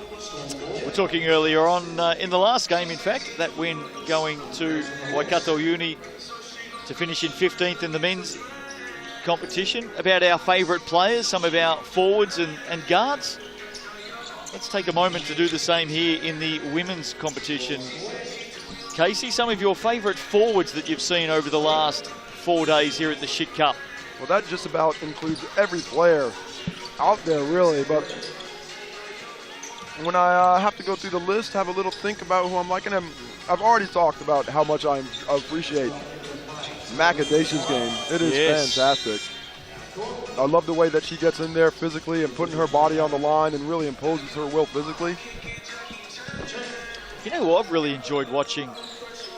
And first time that I've seen her in action playing at the national level in basketball. Oh, nice basket there. Getting up strong for the finish. Kahu for the Wizards getting the opening points of this one. Jen O'Connell for the Southern Hoihor. I think when I put me and you last night during one of these, you see another look at the double there. But when I was talking to you about our sort of all-tournament teams, our favorite teams yesterday, I did have Macadacia and Jen O'Connell on my squad at the same time.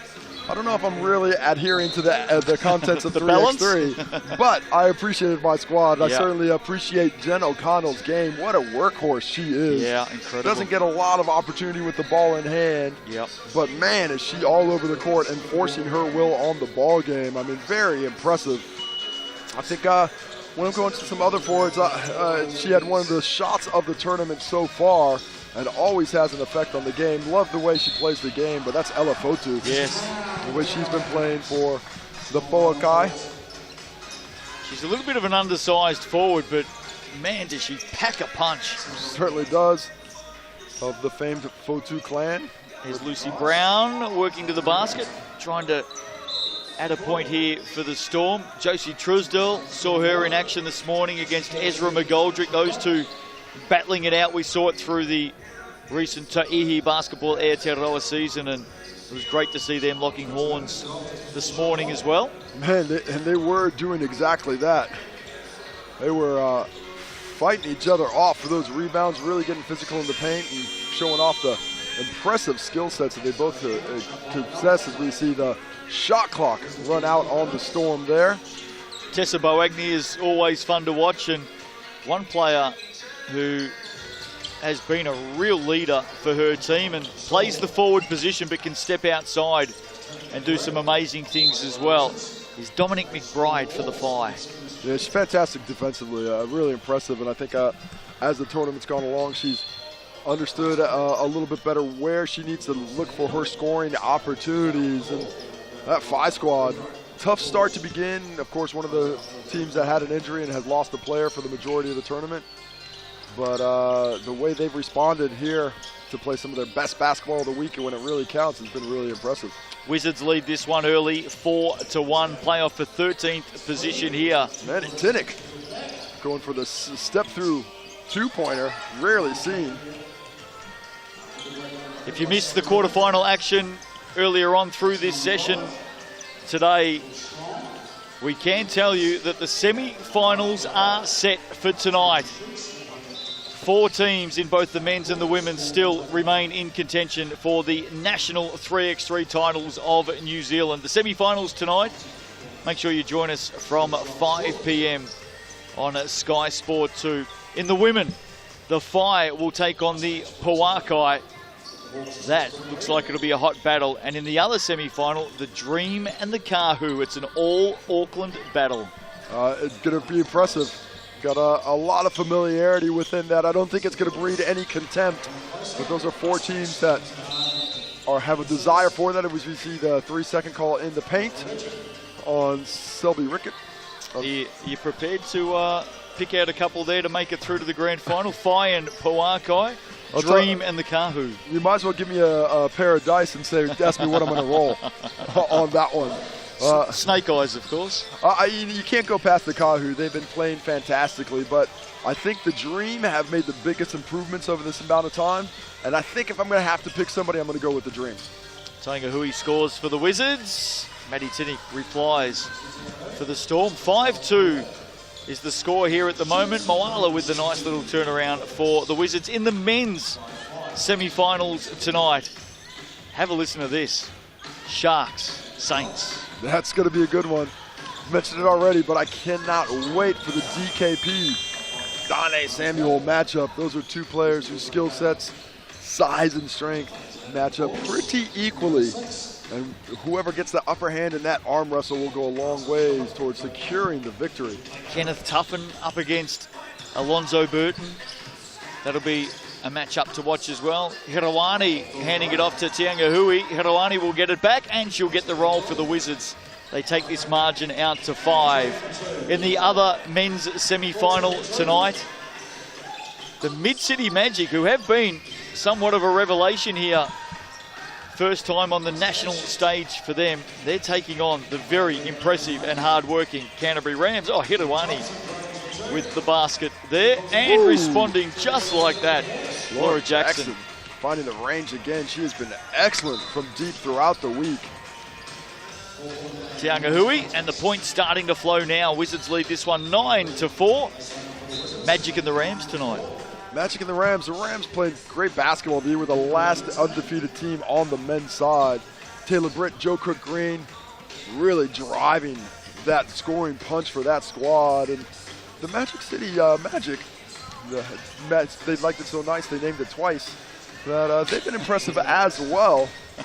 I think a bit more of an unheralded team. But I've been impressed with what I've seen together from them, and they played really, really well for what is essentially, even though it's made up of a lot of NBL players, a club team out of Dunedin. Who you liking in that matchup? Yeah, it's a good question. I mean, the Sharks and Saints, it's just always a 50-50 with those 2 teams. I keep saying there's certain rivalries in New Zealand basketball that it literally does not matter what their form line is like, how they're travelling, who's in, who's out. You just know that every time they go into battle, it is going to be fierce. And the Sharks and the Saints probably sit right up the top. Pick the pocket, we see that one. As she lets the 2 fly, couldn't quite get it, but impressive defense before that. And you're absolutely correct about the tautness of the competition between those 2. I think the Sharks start favourite in that one, and for me, the Rams have to start favourite against the Magic, but man, I've been impressed with the Mid-City Magic. I think you're right about favourites in both those cases, but despite that, I think I'm picking the underdogs in both of those matchups. Well, that's going to confuse all of our friends at the TAB, so thanks for that. But I think when you look at it, you would expect those teams, if you're asking me which team you would expect to win based on what's happened up to this point, as we see a timeout in this game, yes, that's the way I'd expect it to go. But I'm just feeling a little something in the air. There we go. A little something in the air. There's Tangahui Selby Rickett wearing the number 8 for the Storm. How good has it been to see Selby Rickett on a basketball court, coming back, of course, and having some fun here in the local region with the Southland Storm. It's just been great to have them involved. Hopefully, of course, this is the beginning of a long and fruitful partnership for the women's team. Just always, the more teams we can get on the women's side of the game, it's just a fantastic way to continue to improve the skill set of our ladies in that area. Walker Pittman gets stripped there. The Sharks, or the Storm, I should say, back into the action through Lucy Brown. That's a tough shot to complete. It does. Plenty of orange. Jackson nearly with the strip. Tainga Huey sends it into the corner. Long effort there from Walker Pittman. Oh, nearly banked that one in. Loves a bank shot. Wizards out by 5. Walker Pittman here.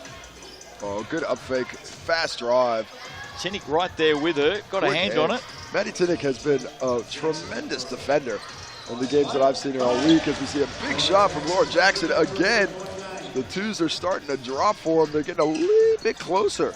She's got that unconventional, very quick shot release, Laura Jackson, but man, has she converted at a high clip through the Schick 3x3 Cup. Very accurate.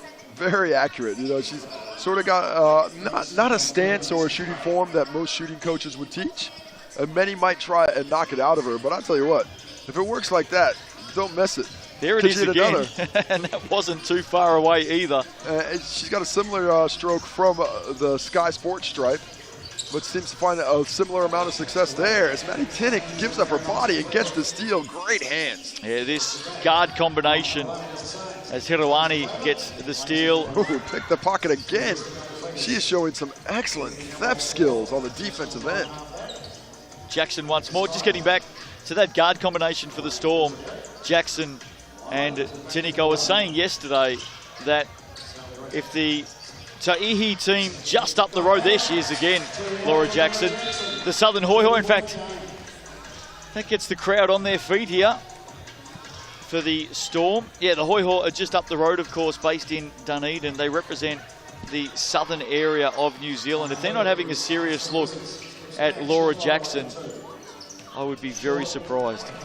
I think there's a few players. Laura Jackson lets it fly from right. Didn't quite get there, but I'd be very surprised if there's not a number of players who would put their names and faces on a deeper scouting list of players who should be possibly participating in next year's competition. Tainga Hui on the drive to the basket. There's a foul. I mean, just personally, this week has been a revelation in the players across the country. There was a lot of names and faces that I was unfamiliar with, which once again shows me how old I am getting. But it has been impressive and you know, really pleasing to get to know these players and most especially to get to know their games. Oh, Maddie Tinnick, great move to the basket for the Storm, and all of a sudden they're back to within one.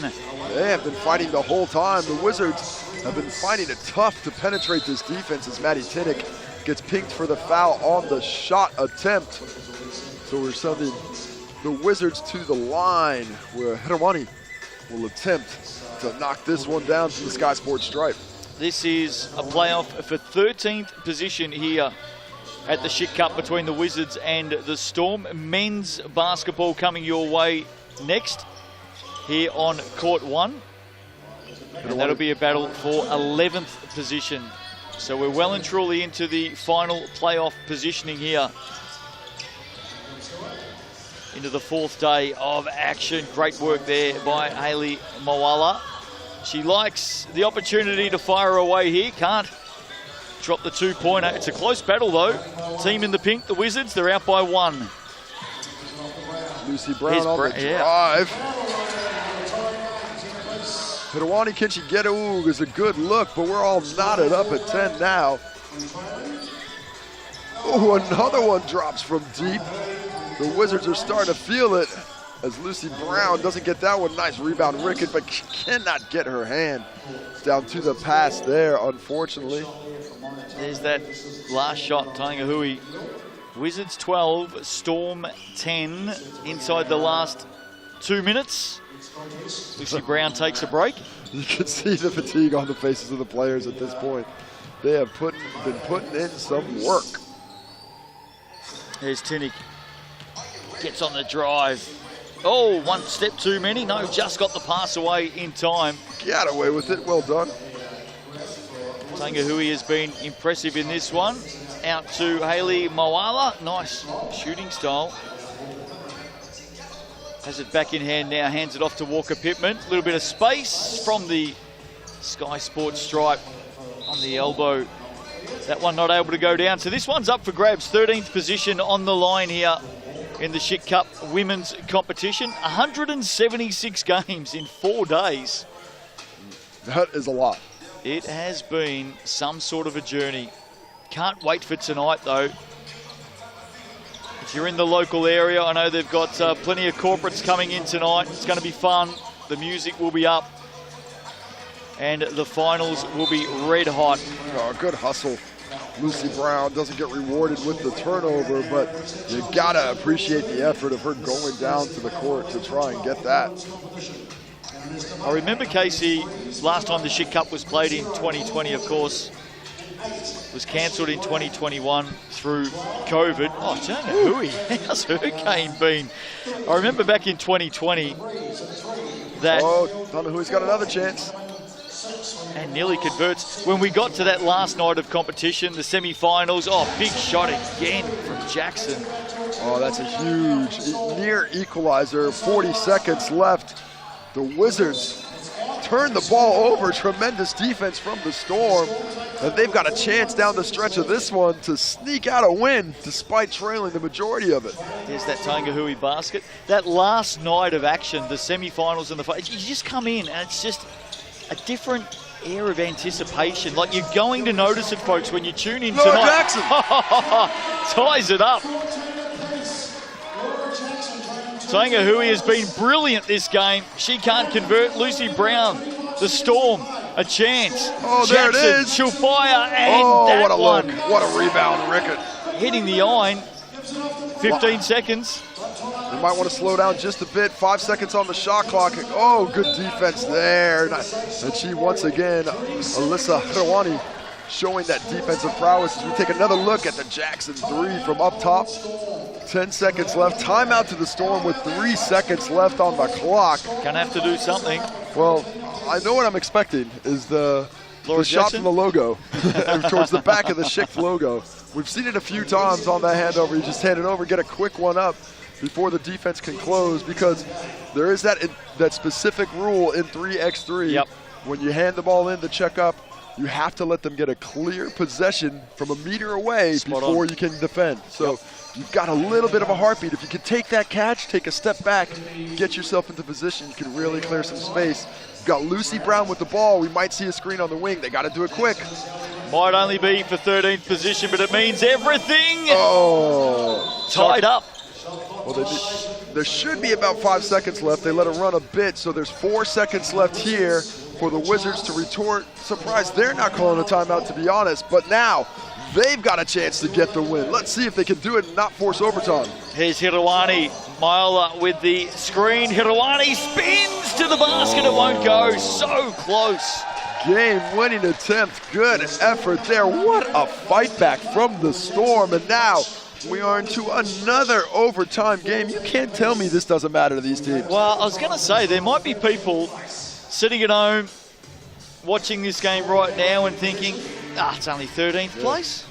You know what? You want to know what's good about 13th place? It's better than 14th. Snap. Jinx. There you go. That's going to make it a tough broadcast for the rest of the... I guess I'll say your name. No, I know. I like it. 14 apiece. Headed into overtime between the Wizards and the Storm. Of course, overtime, 1st to 2. Good aggressive defense again from Hirawani. Manny Tinnick loves the drive, can't get the finish. Wanted the foul. She often wants the foul. Often doesn't get it. Taranaki, how good has she been in this game? Look at the battle here. It is red hot. Shot clock at 1. Myla's got to get it up, and Myla can't put it away. Storm ball up top.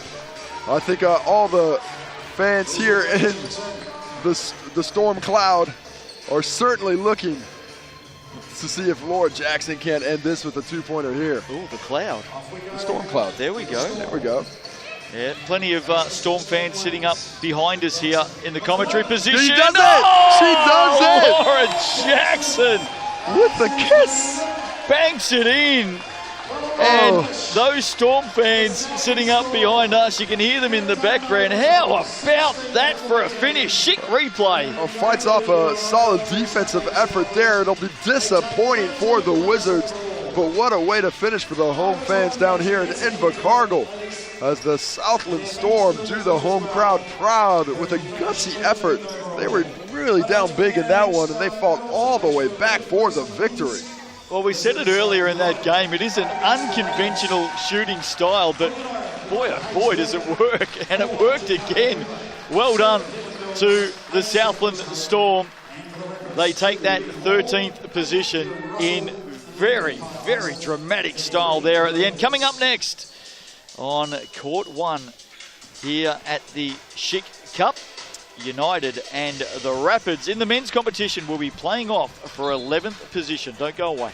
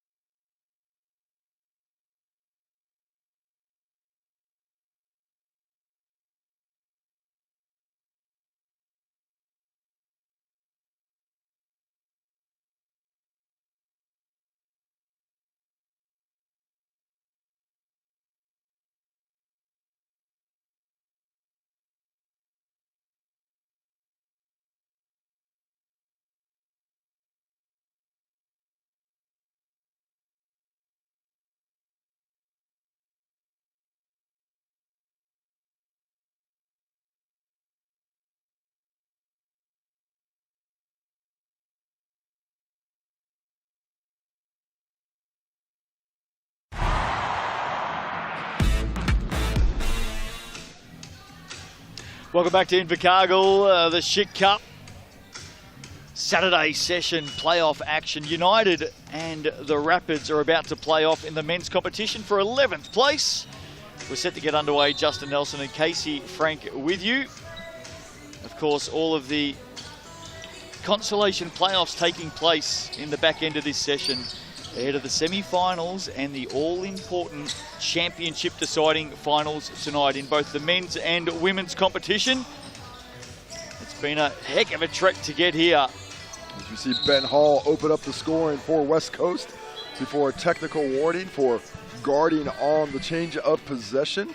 Next time you close that space on a change of possession will be a tee to the West Coast, who have played pretty well at this. Of course, I've been really impressed by Ben Hall and Kaya Isaac, but it's been a team effort for the West Coast. At a time, they were looking at the top of the leaderboards on day one. Big basket there for the Rapids to get us underway off the hand of Kieran Russell. We've been talking through this session, Casey, about some of our favourite players in both the men's and women's competitions. It's going to take a moment to give a bit of a shout out to a couple of youngsters. Okay. One at either end of the court who have been heading out and mopping up sweat and spillages on the court and cleaning the decals and all that sort of stuff. I'm not sure if you've seen those two young guys in action. They've been putting in some work. Man! Some work. There was one that was my favorite where he ran onto the court and dived the sweat mop, which was absolutely entertaining. The most entertaining sweat mop-up I've ever seen. Well, they won't know that we're talking about them as Russell fires away again for the Rapids. They won't know we're talking about them, and it's unlikely that we'll be able to get them on camera, but just want to say we're thinking of you. We'll see them at some point. I'm sure we'll see them at some point. Don't know their names, but I love their work rate. And if they're not getting minimum wage, come and see Casey Frank and Justin Nelson. We'll look after you. Maybe just Justin. I mean, I don't like them that much. I didn't say I was going to pay them. I was happy to go in the back for them. Well, oh, yeah, I can do that. I can have a chat. Here's Devin Mills. Oh, Kai Isaac just got a hand on that on the way through. It does come out to the hand of Hayes Walker, and we know what he can do from distance. Man, he was absolutely lighting it up from deep as Russell drives to the paint and gets there past Zach Easthope. These two teams look like they're more than happy to have a quick game that's filled with offense and not much defense at the moment. Ben Hall off the glass for one, I should say. Of course, these two teams are playing their second games of the day as well. Nice shot there out of the corner. Part of that offensive explosion we're talking about for Devin Mills. Another chance here for the Rapids. Ben Hall, who has been one of the leading scorers of the Schick Cup. Zach Easthope, get up. The beast, Zach Easthope, showing off the athleticism as Ben Hall slowly lays it up, and Zach Easthope going with the Olay defense. Not sure which way the result here is going to fall as Hayes Walker adds another 2. They are playing off for 11th position, but I just know it's going to be quick. It's going to be very, very quick. Mills fires away again, back of the iron. Hayes Walker, he doesn't need a second invitation. The rebounding battle on that occasion was like me going up against you. Kai Isaac, he can't add 2. It was, except somehow you won that. Isaac throws it in straight into the arms of Easthope. 10-9. And you may think they're going through the paces at the moment, and you'd be right, they are. But I reckon once the score gets to about 16 apiece, it's about to heat up. At the moment, this is reminding me a little bit of an NBA game. The first 3 quarters are a bit of a walk up and down, a regular season early one. One of those like end of February NBA games between the, let's go with the Kings and say the Pistons. I don't know. Ooh, Devin Mills get up. How about that? Where did that come from? Bounce. 10 apiece. I think he got it from his mama. That is bouncy. Those are some good genes there. I know Hugh Bainham will be impressed that you just mentioned the Sacramento Kings. Oh, that was a gift to him. And one that he'll never know I did, so don't tell him. No, I won't. Into it. There's that Devin Mills finish. Oh, from the Schick logo. Why not? For Hayes Walker. Isaac now.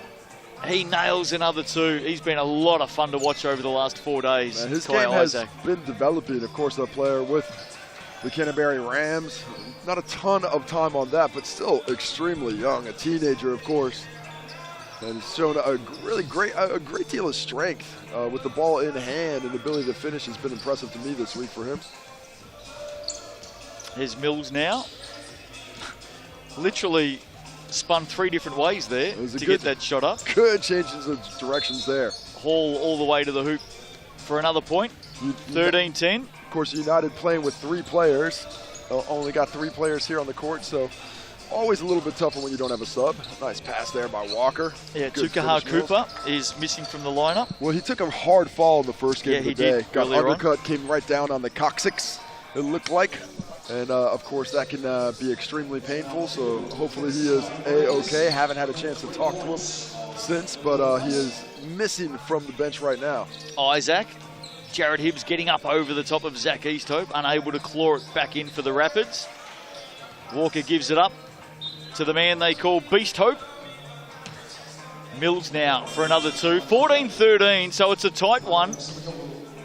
Time won't be a factor here, but you just know things are about to speed up a little bit.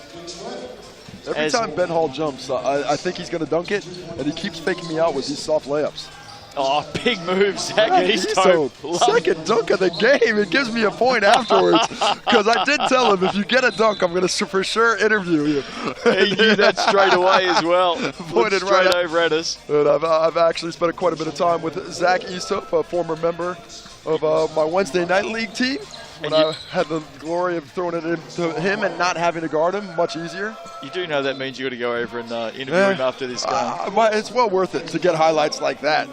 Go easy on the rim, Big Zach. We'll give you a leave pass to do that. Sky Sport action across 2 channels at the moment as Hayes Walker gets up off the glass. Women's action taking place on Sky Sport Select. They're going through their final playoff positional games as well. This one here is a playoff for 11th position. It's all going to heat up later tonight as we look to hand out some silverware here at the Schick Cup. National champions to be crowned in both the men and the women. Both of these teams just having a little bit of fun here. Hayes Walker a little off target with behind the back pass. Here's Hall inside, off the glass. Adds another one, 16-15. These players are about to look up at the scoreboard and realise it's the business end of this one. Mills for 2. Big shot. Devin Mills. United take the lead now, up by 1. It has been a bit of a back and forth affair these last few minutes, 17-16 to the United. And let's see if the defense locks down just a bit down the stretch to see an improved effort to get this dub. As we said, it might only be 11th place, but the difference is finishing 12th. Big shot, Ben Hall. What a retort. 20-17. Now the score. Next shot for the Rapids wins it. Can he hit another? Oh, Mills a little Mills short. came up short, put his hand up and said sorry about that. 3:07 left of this one, but this is Ben Hall's chance to finish it. Straight to the cup. Good block, Mills. Not giving up on the game just yet. Keeps it alive for the United. Here's Hayes Walker off the glass. So it's a 2-point game. Steal. East Hope gets it back. Finds a shooter. He's looking forward to that post-game interview at the moment. And we've just had a little reset in the score. It's now 18-18. And we had a little bit of upset, so all even up. It's even tighter than we thought. Here we go. Apologies for that technical mishap. Hibbs to get us back underway for the Rapids. Oh, that one Russell goes down. Nice shot there by Kieran Russell, finding the range. Hayes Walker will be a target here for 2, you would think. Although no, East Hope turns to the basket, all wrapped up. That's the first foul of the game. That's how open this one has been. That is how you know they're not taking it all that seriously. Unbelievable. Oh, and the United lose that as Mills can't hang on to it. Chance now for the Rapids to close this one out and take 11th position at the Schick Cup. And their tournament will Can be Russell finish done. it? Not quite. United hang in. Mills. Will he go up? Backs it back out. Wants to go to work here. Oh, it's going to be East Hope. Fires away. Can't complete it. Hibbs keeps it in. And now the Rapids chance again to finish it off. Not with that pass, they won't. Walker inside to East Hope. Didn't get cleared. Good recognition by East Hope. Quick move. Hayes Walker's got some quickness. Does Mills have the 2? He does not. Doesn't tie it up. Rapids still with a chance to win this one. And Ben Hall, no, foul was down. Good foul. Zach Easthope getting rid of that one. Well, just keeping it alive. If they really wanted it in, they could have just given up one of these layups, but they do want to get this dub. Nice move, Ben Hall, and that'll do it. So the Rapids pick up 11th position. Ben Hall with the basket, 21-18 in the end. It was a very open, free-flowing game. Got a little bit more serious down the stretch. Some last bragging rights from the Schick Cup for the Rapids as they defeat the United in an entertaining game. Women's playoff for 9th position coming up shortly. Stick with us for that. But right now, as promised, he did say, we'll get you on. Casey Frank is with Zach Easthope. Here he is. Well, I've got Zach Easthope here. I've just been told by the coach of the Rapids that the Rapids won, but we did have a deal. If you got the dunk of the game, I was going to interview. So, Zach, I do want to mention that we've got some towel guys on the sideline giving you some mess about the 0 for 5, but I love the dunk. Man, I'm just trying to out here have some fun. You know, it's our last day of the competition. We want to try and make some good TV. Then we've got little fans in the corner trying to inspire the youth. They're definitely inspiring the youth, and that's been one of the great things about the tournament is the camaraderie between everybody here. You're a 3x3 veteran, one of our national team members for quite some time now. How have you found it as the game has grown in stature here in New Zealand? It's gotten so much better. 16 teams at a competition, or 16 men's teams at a competition. That's what it's all about in New Zealand. I remember like the first year the Quest tournament was on, there was like 4, 5, 6 men's teams. So see it growing like this, man, is what we want for the sport. Well, it's great to see you be a part of it. My favorite play of the week is your dunk, my brother. It's great to see you. It's great to see you be a part and great to see you play. Thanks, man. Shut up, brother. We always love catching up with Zach Easthope. The Schick Cup, well, you can see how heavy the workload has been on the decals. A lot of games here, 176 in total, and we can't wait for game 175 and 176 tonight, our championship deciders. But coming up next, women's playoff for 9th position. Wellington about to take on the Sparks on the other side of the break. We'll see you soon.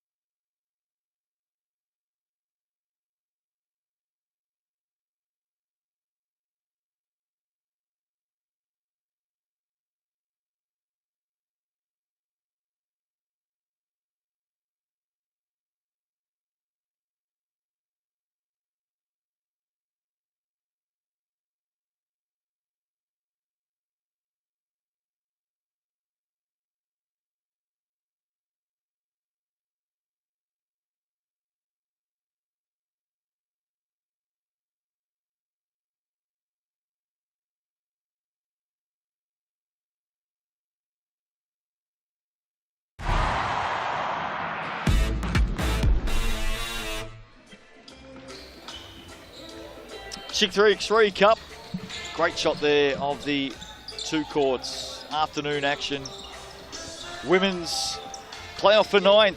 Not too far away. Wellington set to take on the Sparks. Justin Nelson and Casey Frank with you. And although these are the lower placed playoffs after many, many games of action, these players enjoying the opportunity to finish off what started as a quest for the national title. They have come up short. And just to take you through the semi-final action for tonight, as we have a look at the two lineups between Wellington and the Sparks. 5 p.m. coverage on Sky Sport 2, and you want to lock yourself in because we have got some big games on the way. And all of those teams are currently rehabbing and preparing. Semi-finals in the women, the Phi against the Pauakai. The Dream will take on the Kahu. And in the men's semi-finals, the Sharks and the Saints, old rivals, set to do battle again. And the Magic, the Mid-City Magic, one of the new teams at national level, to take on the Canterbury Rams. That's right. It is all coming together here. But first, we've got this classification game between the Sparks and Wellington. And two of the big guns, La Pepe and Jones, will be going at it. Wattling out to Doyle to get us underway, and underway we are. Wellington with the first points of this one, and the response from the Sparks, Tessa Morrison. So 2 apiece. Quick start here for both teams. Not sure actually what the problem was, but there we see Timo hitting it up. Working out the score just a second. It is going to be 2 apiece. Was Wellington's first shot with a foot inside from Doyle? It must have been. It's 2-1. There we go. All straightened out. La Pepe will get another chance at the 2. Comes up short. Jones. Nisbet now. Hands it back to the young Sparks star, Maya Jones. Of course, her mum, Kat Jones, has been a part of our Sky Sport commentary team here in Invercargill. I had a good chat to her yesterday about the future for Maya, of course, heading off to St Mary's. It's a bright one, no doubt about that. She's a gun, as we see Tessa Morrison let one go, and I feel a little bad for Kat having to do a commentary on their other court right now. I feel like one of her eyes is wandering she'll be over watching. here. She'll be watching. These two teams playing off for 9th. Jones for 2. There you go. Line it up, knock it down as Lou Murphy tries to come back the other way. Well, she stepped outside the front door on the GJ Gardner Homes logo on that occasion. That's how far it was from home. One more back to back from Maya Jones as she continues her prowess from beyond the arc. And I'm glad she stepped outside the front door and didn't climb through the window. There you go. Always better that way. It's, climbing through the the window without permission is illegal. Yeah, you can't do that. Or climb in through them either. There you go. 6-1. Either way. The Sparks lead. Here's Morrison. She's had a good start here. Hard to the basket. Oh, well done. Bringing it back to the right, scooping it in. And Jones with the intercept. I've really appreciated the contributions of Tessa Morrison. She's got a really solid game, good skill set, and hit some clever shots. Unfortunately, couldn't get that one. They've come out firing here. The Sparks. Murphy gets one back, 7-2. Smart play, Maya Jones. That's real 3x3 basketball. She doesn't get the hit, but she gives up the 1 to space out for the 2. Great look at it. LePepe, short. Doyle on the putback. Should have put that away. Jones, Murphy, I should say, will finish that one off for Wellington. Here's Nisbet in the corner. And a fair effort by the Sparks. They have been playing with just the 3 players since very early in game number 1 back on Wednesday as Murphy converts from the corner. And got the left her hand up and got Jones in the eye as Wellington is closing the gap as Nisbet misses that shot there. And I know Riva Pittman-Walker will be at home in Christchurch watching on. She took a heavy fall on day 1 of competition, out with concussion protocols, and headed home to Christchurch. So we hope you're doing well. Yeah, well, absolutely. Shot off yesterday in between sessions off to the airport. And hopefully all safe travels. From the TAB, Lou Murphy can't convert. Margin is at 2. Nisbet, strong. Probably took one turn too many. Lepepe outside, fires away. Unlucky to not hit that one. Tessa Morrison doesn't find the range there. Here's Lepepe again. She's been one of the leading scorers here at the 3x3 Schick good Cup. hustle. Good hustle. Doesn't quite get the possession, but I love to see the work. Coming up after this one, Casey, our next playoff game. In fact, it's a classification game as the teams will battle for a chance to play for 5th position later tonight. Lou Murphy from the GJ Gardner. She is a player who has the ability to get hot from the arc. What a beautiful move by Jones. Wow. Full speed behind the back, change of direction. Man, she's got a nice skill set. Here's Doyle. Murphy adds another one. 8 apiece. Sparks had the hot start. Wellington firing back. Here's Jones. Heads up play by Morrison to tap it out. Gets her hands on another. And Nisbet able to get that finish off the glass. Murphy again. Doyle from the Sky Sports stripe adds the 1. 9 apiece. There's Morrison to the hoop. Seen that a couple of times so far in this game. She's got some speed off that initial drive and has been really nice on those straight lines. That's Watling. Can't quite get it.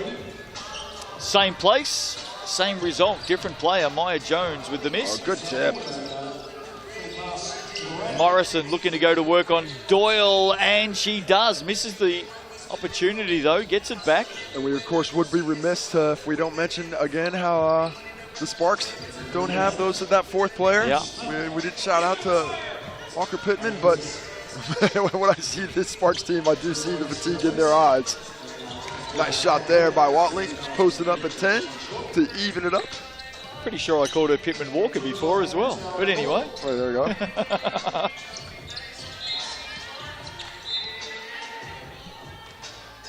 Ten apiece between Wellington and the Sparks.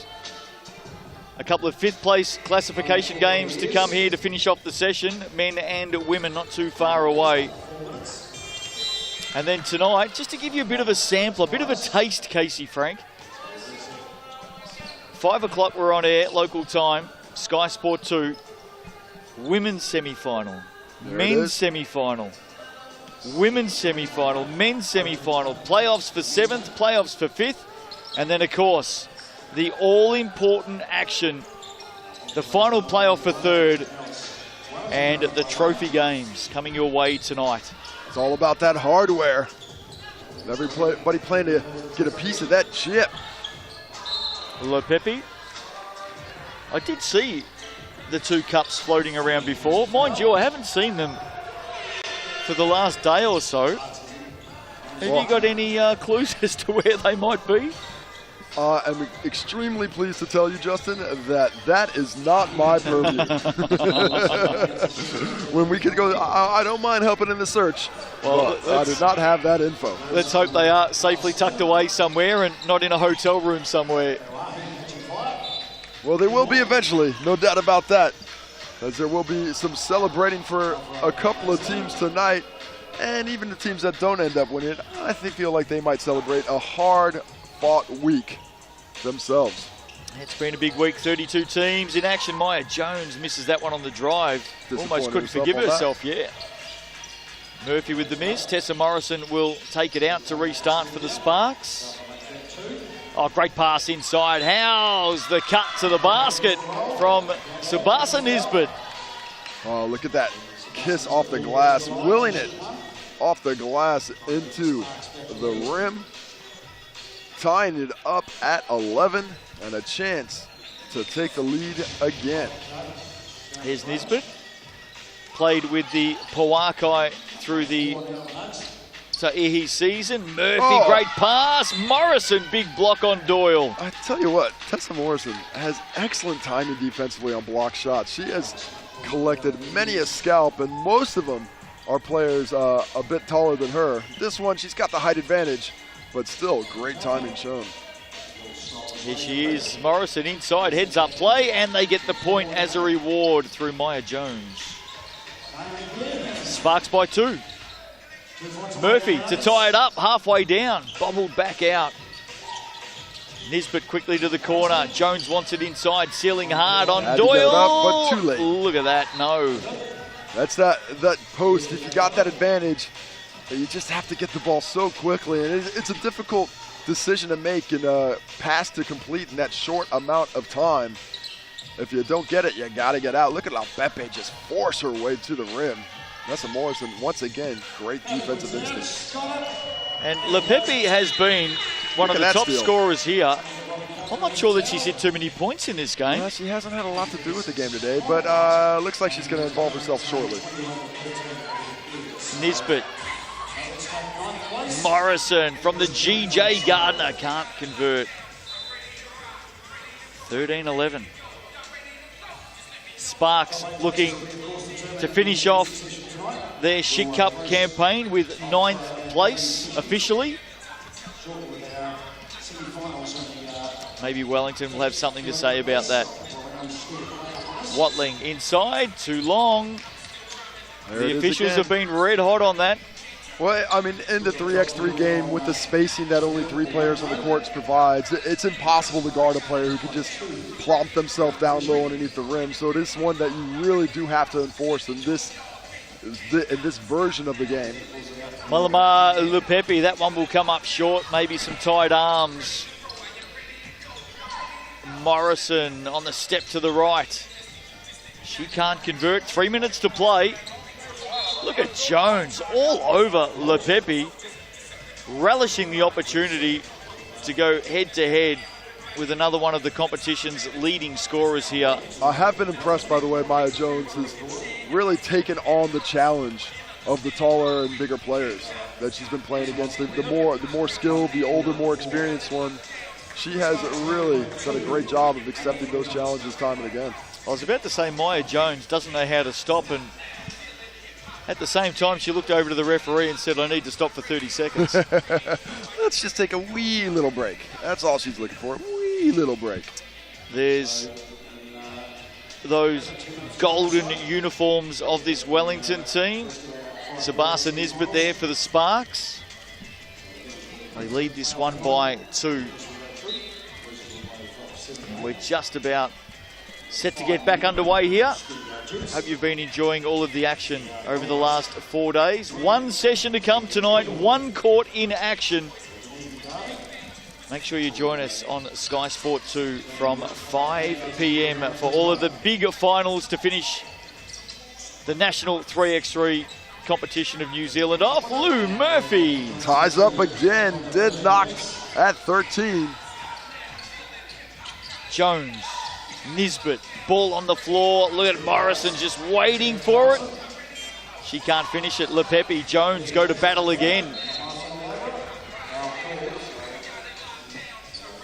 And it's been a fun battle to watch. Love the hustle. Take another look at Lou Murphy's double from the corner. Launching it out of that short corner. That is the preferred spot for the 2-pointers. You find that spacing, you can get a lot done with it. Here's Watling. She can't put that one away. Morrison now. Oh, hands it off. Nice work to Jones. Gets the roll. Really nice pass there. Tessa Morrison's full display of the skill set once again. Maya Jones, good fling. Here we go. Returns the favor. Morrison knocks it down. A big straight 3 points between the Jones-Morrison combination in one way or another. Bit of a gap now for the Sparks inside the last 2 minutes.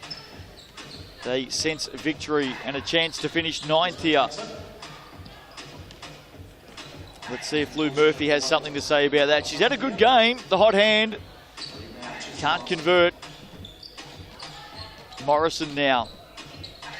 Jones, oh look out, here she goes. Maya Jones. Rangy.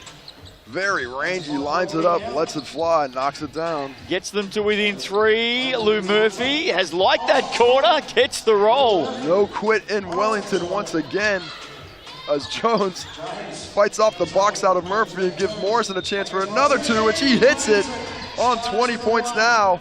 Finishing strong, as Wellington will need to hand some real quick retorts to get back into this. Back-to-back doubles. Lou Murphy's going to fire away again. Tried to bank that one in. Here's Doyle, has Murphy underneath all by herself. Adds 1, 20-16 inside the last minute. Here's Jones for the win, and win indeed. The Sparks finish 9th here at the Schick Cup.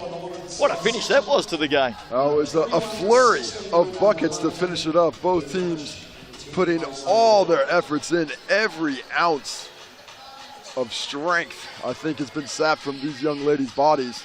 And we appreciate it. It has been quite the spectacle they've put on. In the end, the Sparks taking the 5-point victories, 21-16. And here's that finish from Maya Jones. A couple of fans there of the Sparks. Brought their own signage as well. There, you'd love to see it. You do love to see it. Creative. Looking forward to a good crowd here tonight at ILT Stadium, Southland for the finals, the championship deciders. Okay. Let's head down to the sidelines now, though. Here's Nick Bewley. Cheers, Justin, here with Subasa Nisbet. Congratulations, the Nelson Sparks finish 9th. Look, it's been a hard-fought few days for you, down to 3 early, but you guys showed a lot of fight, and you get a win here. That must be pretty pleasing. Yeah, we really had to grind out that last one. Same with the one earlier, just day 4, we're really feeling it, but I think we played well as a team. And look, the continuity between yourself, Tessa Morris and Maya Jones, looks like you're having so much fun out there. How have you enjoyed the 3x3 experience overall? I really like it. I feel like it might be hard to transition back to 5-on-5 after, you know, all them turnovers and stuff that don't matter as much in 3-on-3, but it was just fun playing with the girls.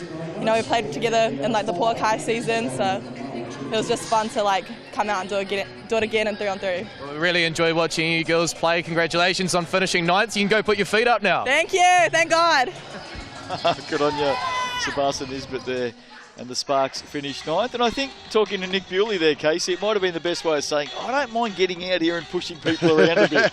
I don't mind having a little bit of freedom with the ball, future coaches. Let me get a turnover here and there for some fun.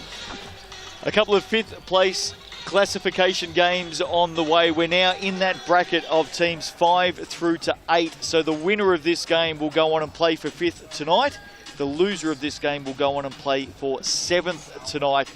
Men's action on the other side of the break. Phi coming up against the Jets. Hope you're enjoying it. The home of hoops right here on Sky Sport. And looking forward to this one, the Phi and the Jets. Oh, there's Casey Frank. What are you up to? Apparently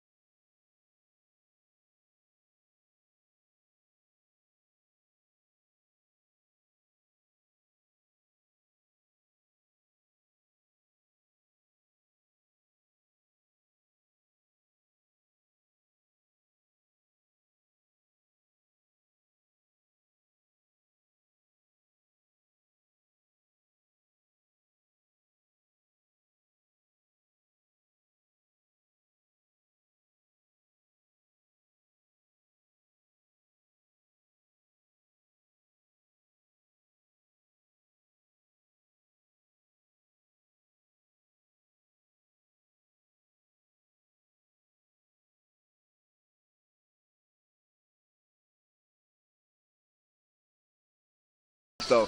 2 apiece. Here he goes again.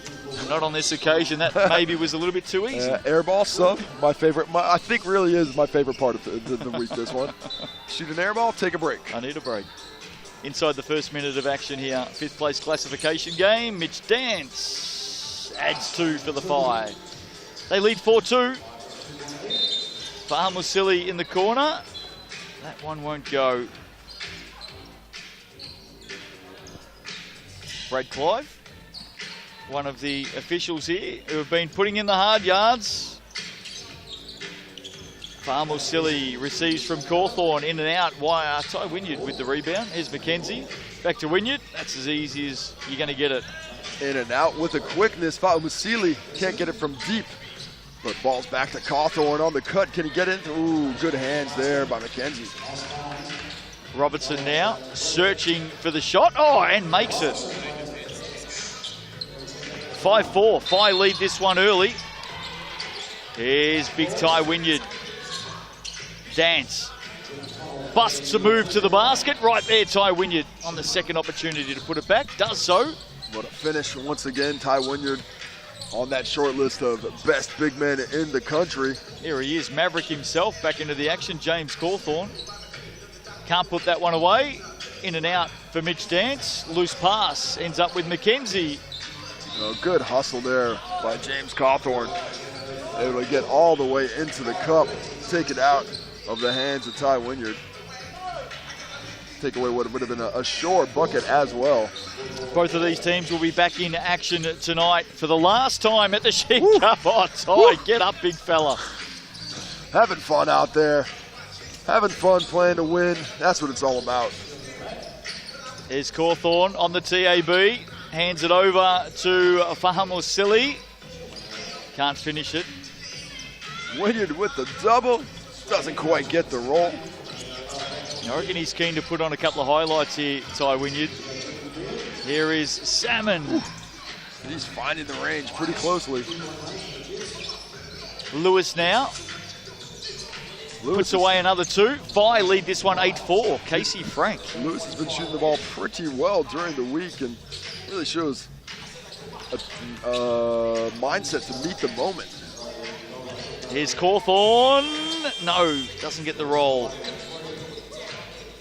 McKenzie now, sizing up his options, goes from long range. He really didn't want to shoot it, but eventually was forced to by Salmon. Here's Cawthorn over the top of McKenzie. That one doesn't drop. Big Ty Wynyard fires it out, gets it back. Couple of bullet passes. And one. Yes, it'll count. Look at the strength. Klein Salmon trying to get him on the floor, but unable to do so. You don't see a lot of players out there who will take a two-handed grab on both arms from behind and still finish as if no one was there. Just like, hey, right through it, layup. Bit of a scratch on my back there. Bit of a, what's that? Buzz, little fly. Buzz. Someone tapped me on the shoulder. Here's Robertson.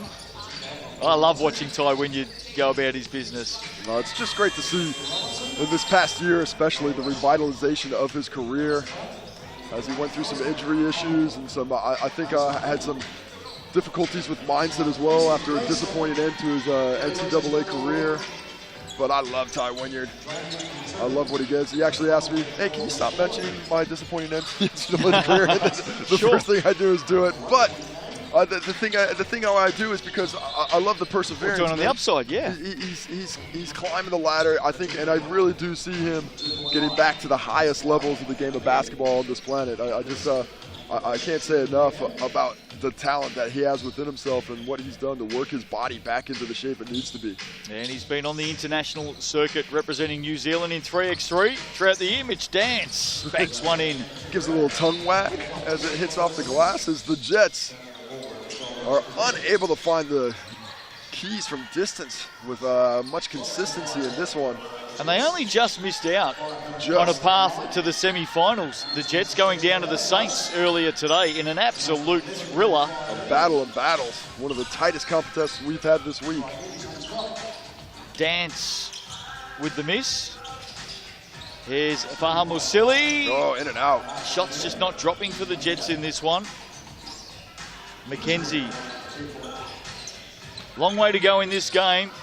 Don't know that we'll need the full 10 minutes as Farmers Silly. The roller. Gives the Zach Jets. McKenzie letting them fly. I think everybody's got a green light today. Well, McKenzie goes again. Oh, Big Ty was waiting for it. 17-6. He'll take 2 instead of 1. And the block by Wynyard. Back to Wynyard in the corner for 2. Here we go. Here we go. That's great 3x3 basketball, though. Really good use of the transition between offense and defense. Farmers Silly looking to add another 2. Mitch Dance fires away. 2 left feet on that occasion for the dancer.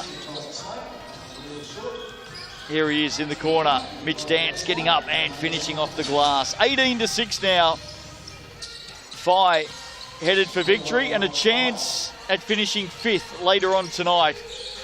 The Jets seemingly headed towards the 7th place playoff. McKenzie adds another one. Finish there with his preferred left hand. Strong drive showing off pretty much untapped athleticism at the hands and feet and legs and arms of Zach McKenzie. You see a young fellow like that who is just all quick twitch and explosive fiber, and you just can't wait till he learns to harness a little bit of it.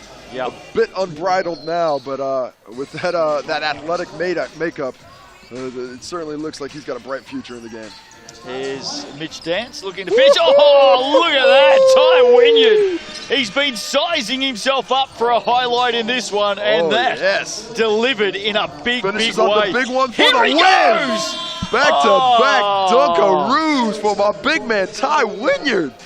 Give him the business, Ty. Show him what you're doing. Bang it on the head, on the rim. Oh, forget about one highlight. I'll give you 2. Finishing strong, back-to-back smash.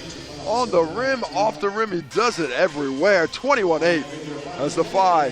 He's just walking straight towards the interview area. He knows he's going to be on. He could feel it. He could definitely feel it, and that gives the Phi a well-deserved win after a difficult day. And we'll get a chance to catch up with Ty Wynyard, who's over with Nick Cooley now. Cheers, Casey. Back here with Ty Wynyard. Just talk us through those 2 dunks, man. Put an exclamation point on that one. Man, I mean, bit gutted to go out on the first game this morning, you know. We just want to come out, keep playing hard, and just show that we're not going to just give up and just carry on. Yeah. Like to see it, man. The intensity was certainly there right from the off. You got the perimeter shot going, the likes of Mitch and Tatui. You guys having heaps of fun. Yeah, I mean, that's the whole thing of 3-on-3, 3x3. You just want to go out there and have fun with the brothers, you know. So that's a big part of it, that we're trying to just play with fun instead of taking it as seriously as we have been, you know. So, yeah, been good. And a couple of highlight moments too. You like getting up? Whoa. No, cheers, mate. Thank you. Good. Cheers. Do you like getting up? I think the vision tells us that he does. Well, I'll tell you, pretty much every player who can dunk the basketball, that is their favorite thing I to do. reckon Nick Pewley's going to walk away and go, maybe I should have asked that question in a little bit of a different way. I'm the last person to talk about interview skews. I've had a couple of doozies this week. Oh, how was that from Ty Wynyard? Queens and Thunder coming up shortly.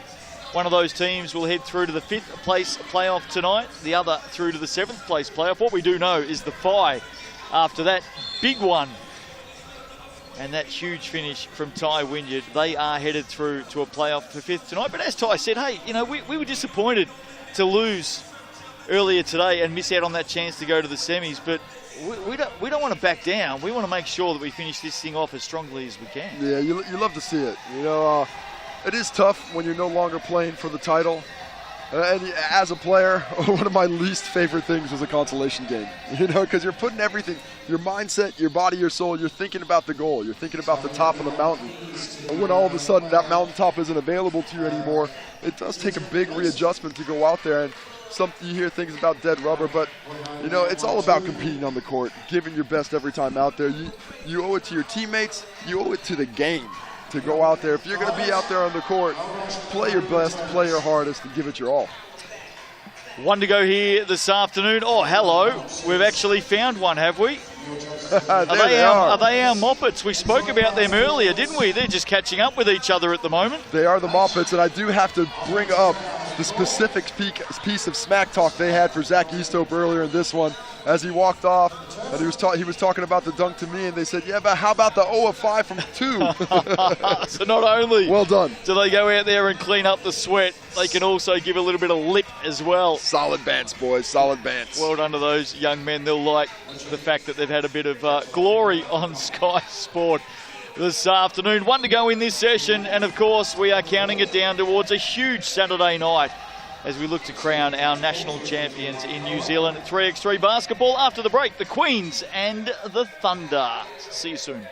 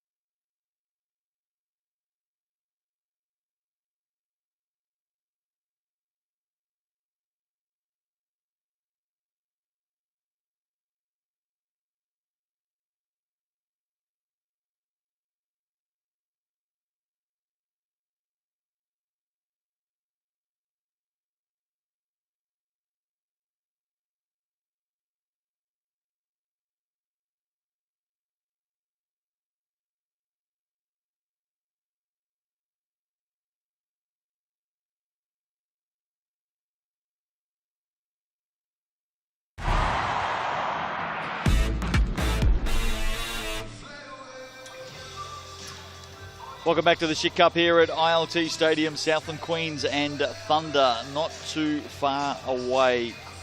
We'll have a look at those lineups shortly. Justin Nelson and Casey Frank with you. There's the Thunder. They're just having a chat before the game. Getting pumped up. The yawns are good. It gets oxygen into the bloodstream. So ever important to have that yawn going on. Today, Alia there. Eva Langton wearing the number 3 for the Thunder. Of course, she's about to play against the Queens, who she just spent the season with in the Ta'ihi, winning a championship in that brand new professional women's competition. 3x3 does make for some strange bedfellows. Former opponents turn into teammates quite often, and vice versa. They've just realised the camera's on them as well, so having a bit of a smile. Let's have a look ahead to tonight. We've got a thumbs up from Eva. Good on you. We've got a little bit of a break here before this next game. Casey, we are running ahead of time. Let's have a look at the semi-finals tonight. We've had a bit of a chat about them through the broadcast this afternoon. 5 o'clock tonight, semi-finals in both the women's and men's competitions. The Phi and the Pawakai to do battle in the first semi-final for the women. And there's some really intriguing matchups in that one.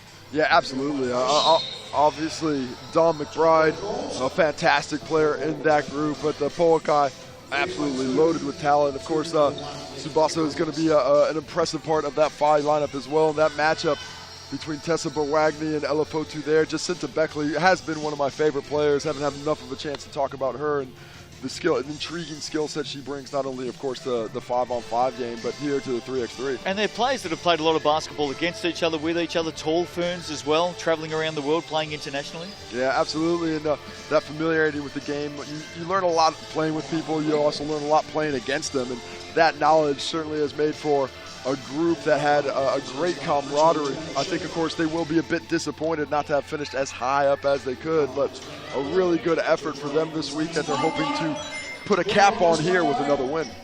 The other semi-final tonight in the women's competition, the Auckland Dream taking on the Kahu. The Auckland Dream have been playing really well. I love what I've seen from Sean Rabati since she's come in. She missed the first day of competition, but since then she has been really, really good, especially in the low post. So tough.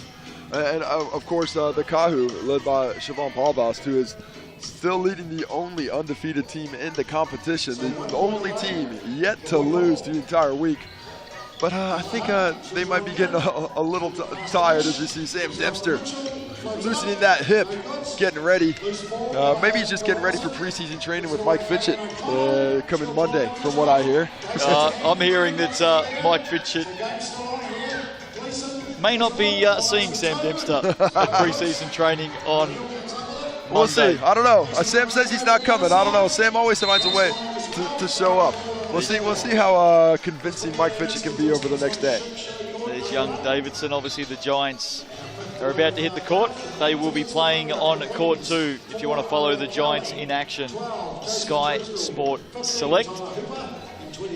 The men's semi-finals tonight. Let's have a quick chat about those. The Sharks and the Saints.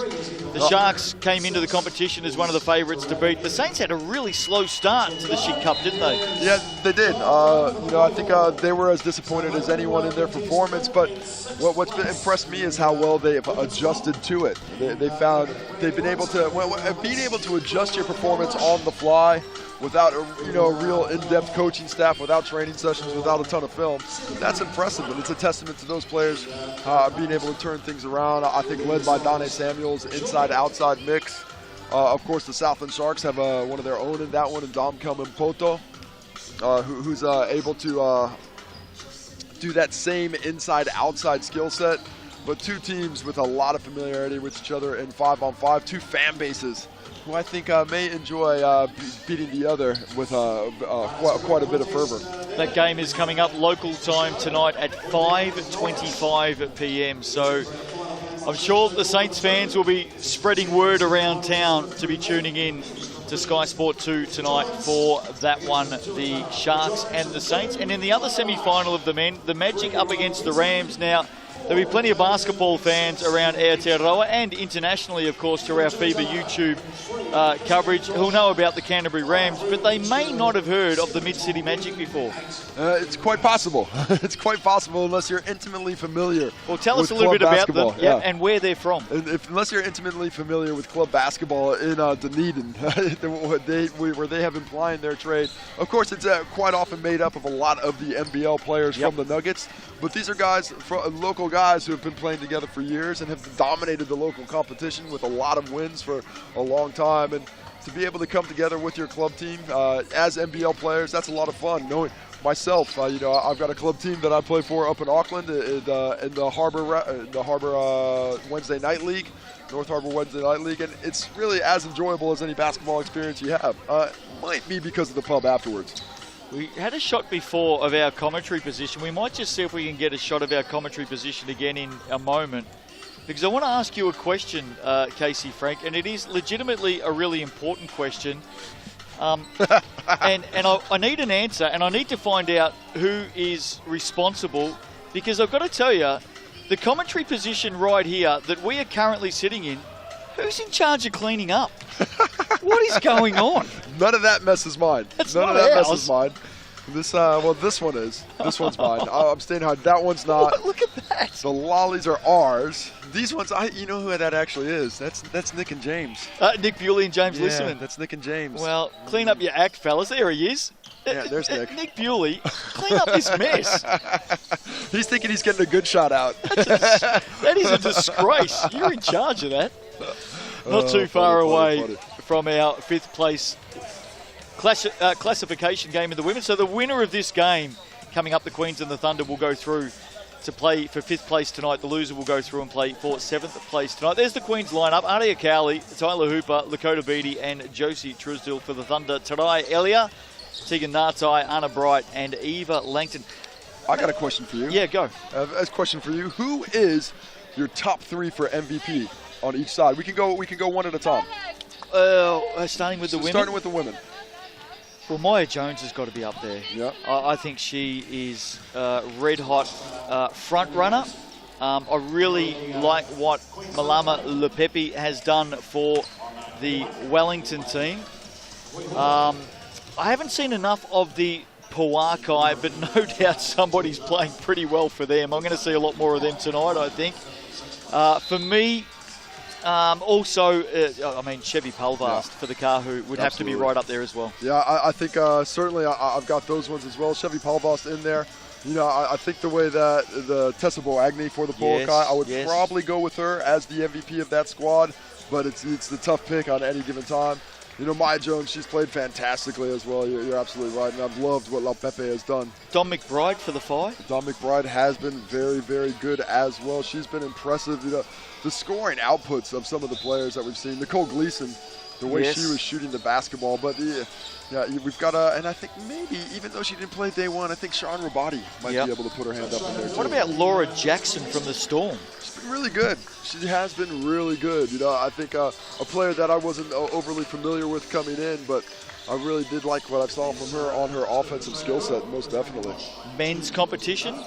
Men's competition there. I mean, that's possibly even a tougher one. I got to start with Ethan Rusbatch, although the Hawks didn't get all the wins, and then we're talking into question of value. But, man, he has been blowing the competition away with his scoring prowess, the way he has been putting it together. And, you know, a guy that maybe coming in wasn't on that list but played so well, Scott Telfer. Yes. I really like what he was bringing from start to finish. He's playing so well. I thought Jaden Bazant was going to be up there, but he didn't quite have the tournament I thought he could have had. I think he left a little bit on the table there. There's a bit of a question mark over his fitness coming, or not fitness, injury. Apparently carrying an injury coming into the competition.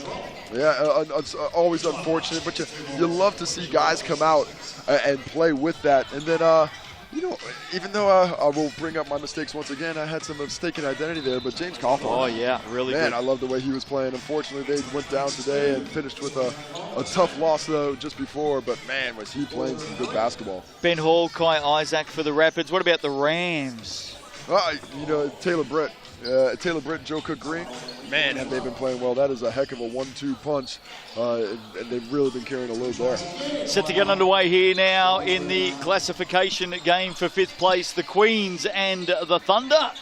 Right here to close us off for our first session on the 4th day of action in the Schick Cup, as Aria Cowley, just a hot start for the Queens. Here's a question for you. Young talent here at the Schick Cup, and there's been plenty of it. Players that are just bursting onto the scene. You spoke about Maya Jones.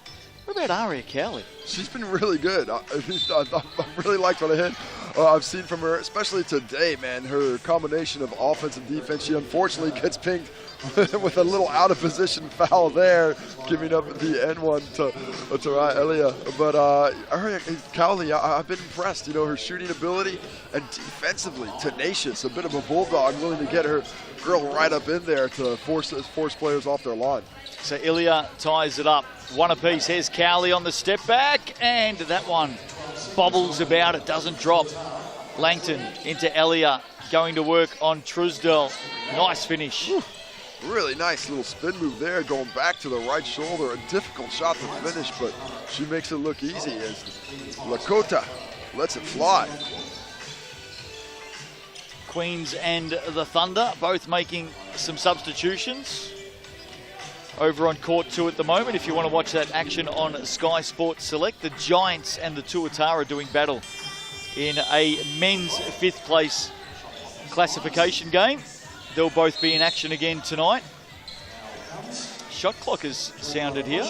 Yeah, just forgot to reset that one, so I think they're going to try and get it to about 8, it looks like. 9 it is. Thunder from New Plymouth. Bright goes up. Can't complete the shot.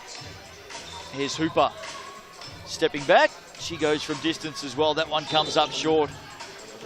For those who may not have seen or heard of the Thunder before, of course, the women's team out of Taranaki known as the Thunder, the men's team known as the Airs, from the beautiful New Plymouth region on the west coast of the North Island. And I think last year, Casey, from the GJ Gardner-Holmes logo, Aria Cowley, how about that? You called her out earlier with good reason, but highlights provided to that level.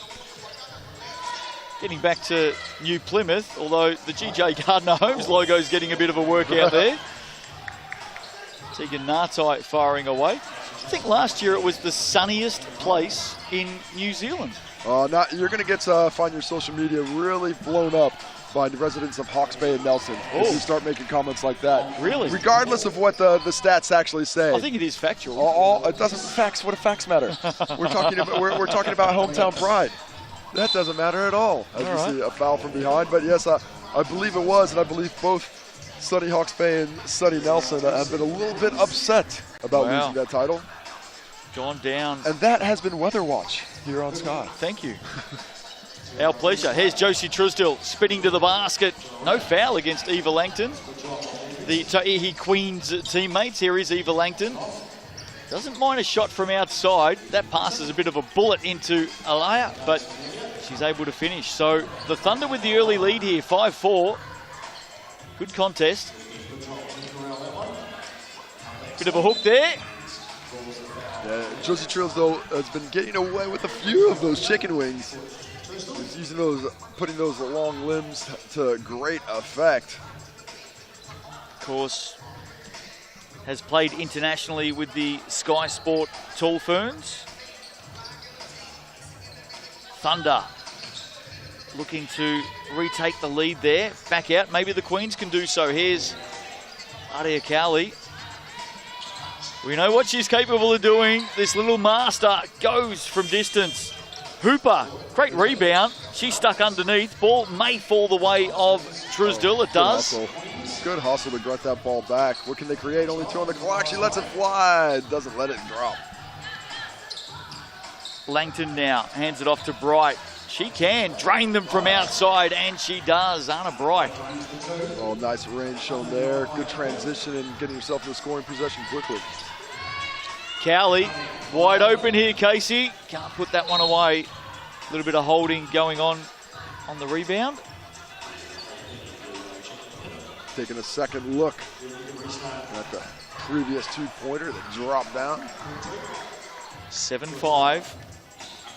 Early stages of this contest. Both of these teams back in action tonight, either playing for 5th position or for 7th. Of course, we started with 16 teams in each competition, the men and the women.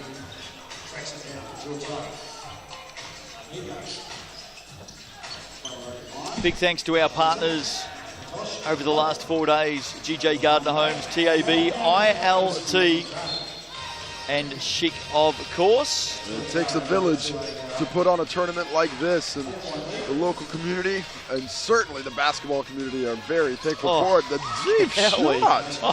How about that by Hooper? Oh, Hooper by name, Hooper by trade. Yeah, Hooper, sorry. R-Line, of course, look after all of the hydration drinks across the NBL, Ta'ihi, and the Schick Cup. How much R-Line do you think's been consumed in the last 4 days? A fair bit. Got no doubt about that. Oh, good cut there. Dakota Beatty just can't quite deliver it to Cowley. So Thunder by 1. There's that pass, just a little bit too hot for Cowley to rein in. They've gone with their guard rotation on the floor at the moment, the Queens. Fantastic finish there by Tegan Nartai. Yeah, good explosive takeoff. Oh, what a cut. Oh, just right off the head there for Cowley. Couldn't quite get her hands on it. Now she has to play defense. Ends up with Tegan Nartai. Drains the big double. Thunder out by 4. Starting to take it together. Cowley tries to respond. She cannot. The Thunder will look to come right back on the counterattack.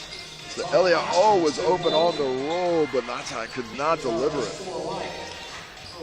It's been lots of good matchups between different players throughout the Schick Cup, Casey, and earlier on this morning we saw Aria Cowley for the Queens go up against Tiana Clark of the Dream, and that was a really fun battle. That was a heck of a game between those two teams. The Dream eventually were able to overcome it. I think quite a lot of that was due to the effect of Ezra McGoldrick and Sean Rabati playing so well in the low post and taking advantage of their physical gifts. But what a valiant effort from this Queen side, as they are unable to get the shot off there and are continuing to stare at this 4-point deficit with just under 5:30 to go. Here's Nartai. Oh, it just opens up for her. Couldn't keep a handle on it. Has to flick it back into play. Picked up by Hooper. Truesdale underneath once, twice. Came off the head. And now a chance for the Thunder. Hooper. Truesdale quickly takes it on the left. Drives all the way to the hoop. Oh, look who's there to finish it off. Adia Cowley. Gets one back for the Queens. Mid-range jumper, Anna Bright. Can't convert. Langton inside, gets to the hoop, gets the roll. 12-8. Nice back and forth affair we're having on this side. Seesaw, nice cut by Hooper. Get the finish, unfortunately not. Bit of give and go there for the Queens. Look at Hooper get after it on Bright. Good hustle, but Bright takes it right back. Oh, right back at you. A little hot patata. I like that. Back and forth we go. Snatches it out, but it goes back to the Queens after we see that great hustle from Hooper. Cowley from deep, good follow. Can't get the rebound to go. There's Bright. Nartai. They're raffling it between themselves. Well, they tried to in the end.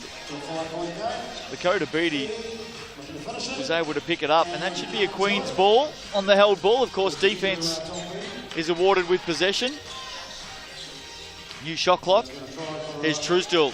Whatever play number 2 is, that's what they're running. Shot clock down to 2. Cowley has to go to work on the skids, steps back and gets the roll off the front of the ring. What a good use of the jump stop there to freeze and let. Hanging in there, the Queens, 3-point margin. No, she'll go to the line on that one as Cowley couldn't keep her out. And we take a look at the Cowley jumper from the free throw line as Tarai Elia has a comeback with it as she forces her way extremely physically. I've liked what I've seen from Tarai Elia as well. Man, she is a gritty player, always mixing it up, getting herself in the mix physically, affecting the game.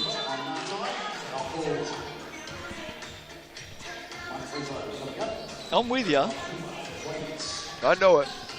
Cowley, in fact Hooper it is, sorry, headed to the Sky Sport stripe for the Ansco Foods Queens. And she makes that one. 13-10. There's Nartai. Ooh, in and out. Look down, and Lakota Beatty gets a chance and takes the chance. She drains it. Pretty good from the mid-range. Steps up defensively there as well and flicks it out of the hand of Nartai. There's that finish from Lakota Beatty, and all of a sudden, Casey Frank, we're back to just a 2-point margin. It's amazing how this seesaw always tends to even out as Bright. That helps. Deep. That always does, those 2-pointers, especially with the kiss.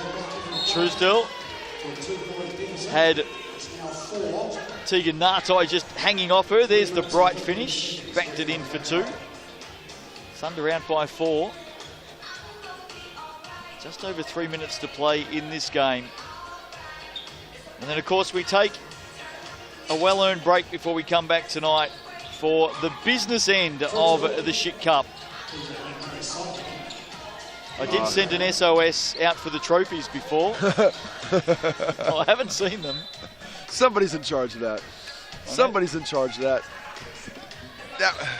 And if they don't show up, I'm pretty good with a pen and a piece of paper. I can draw something cool. Oh, there we go. Champs, 2022. I like it.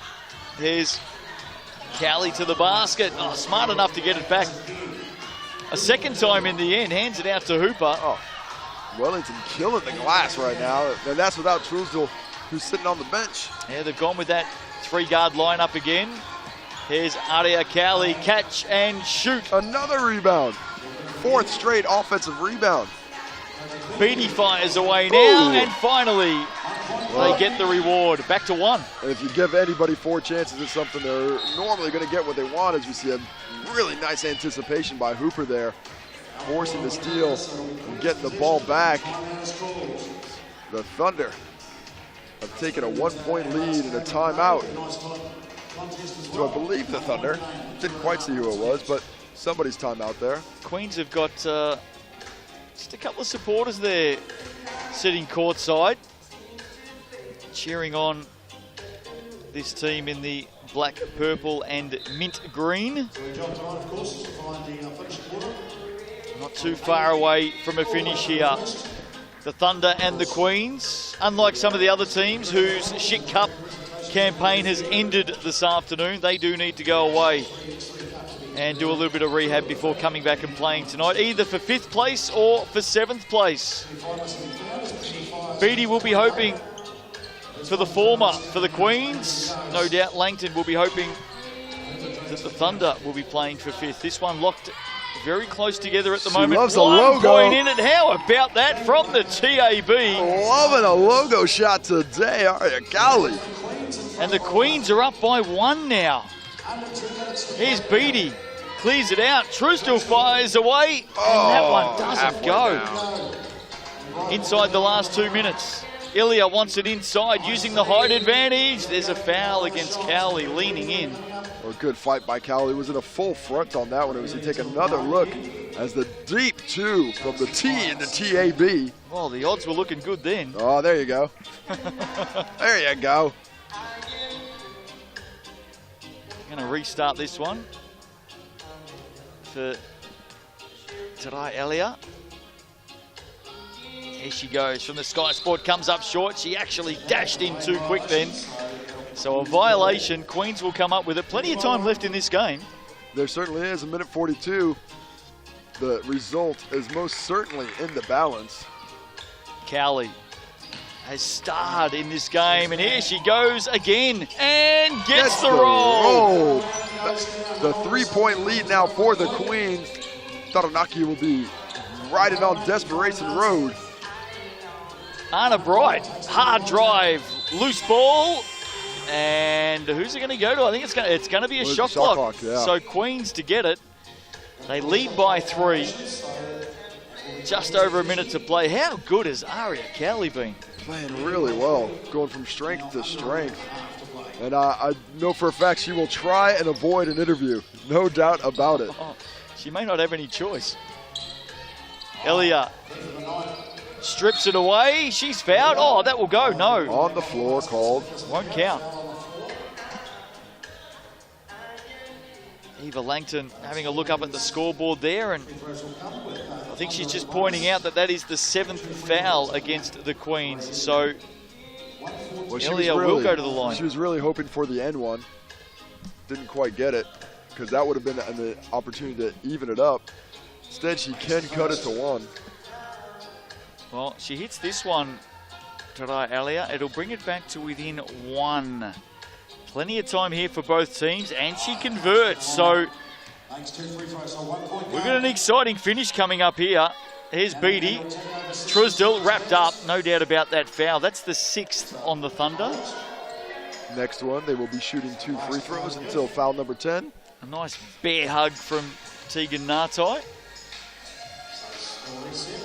Josie Truesdell trying to convince the officials otherwise. There's a 7 up there. Maybe it's for us. Here's Hooper. Cowley's on the bench at the moment. Don't know how long they want to leave her sitting there. Oh, wrapped up. Josie Truesdell. And on this occasion, interesting, she will get a trip. I'll tell you what, I'd be a bit upset if somebody grabbed me from behind like that. That's a bit of a dangerous play. How would you respond, Casey? Not well. And I also would have responded at the officials for not calling it unsportsmanlike. Well, I'll remember that when we race to get out of the lift at the hotel tonight. Hopefully I can break through your grip, Justin. Don't know about that. 20 to 17. Challenge accepted. The Queens are within 1 here of a victory. Here's Langton. The Thunder need to bring the Thunder right now. Get that shot out of here. Josie Truesdell. There's the Schick replay. It is a Thunder ball though. Still plenty of time. Got to get it up with 3 seconds to shoot there. It'll come back out for the Queens though. Just Hooper. needs 1 for the win.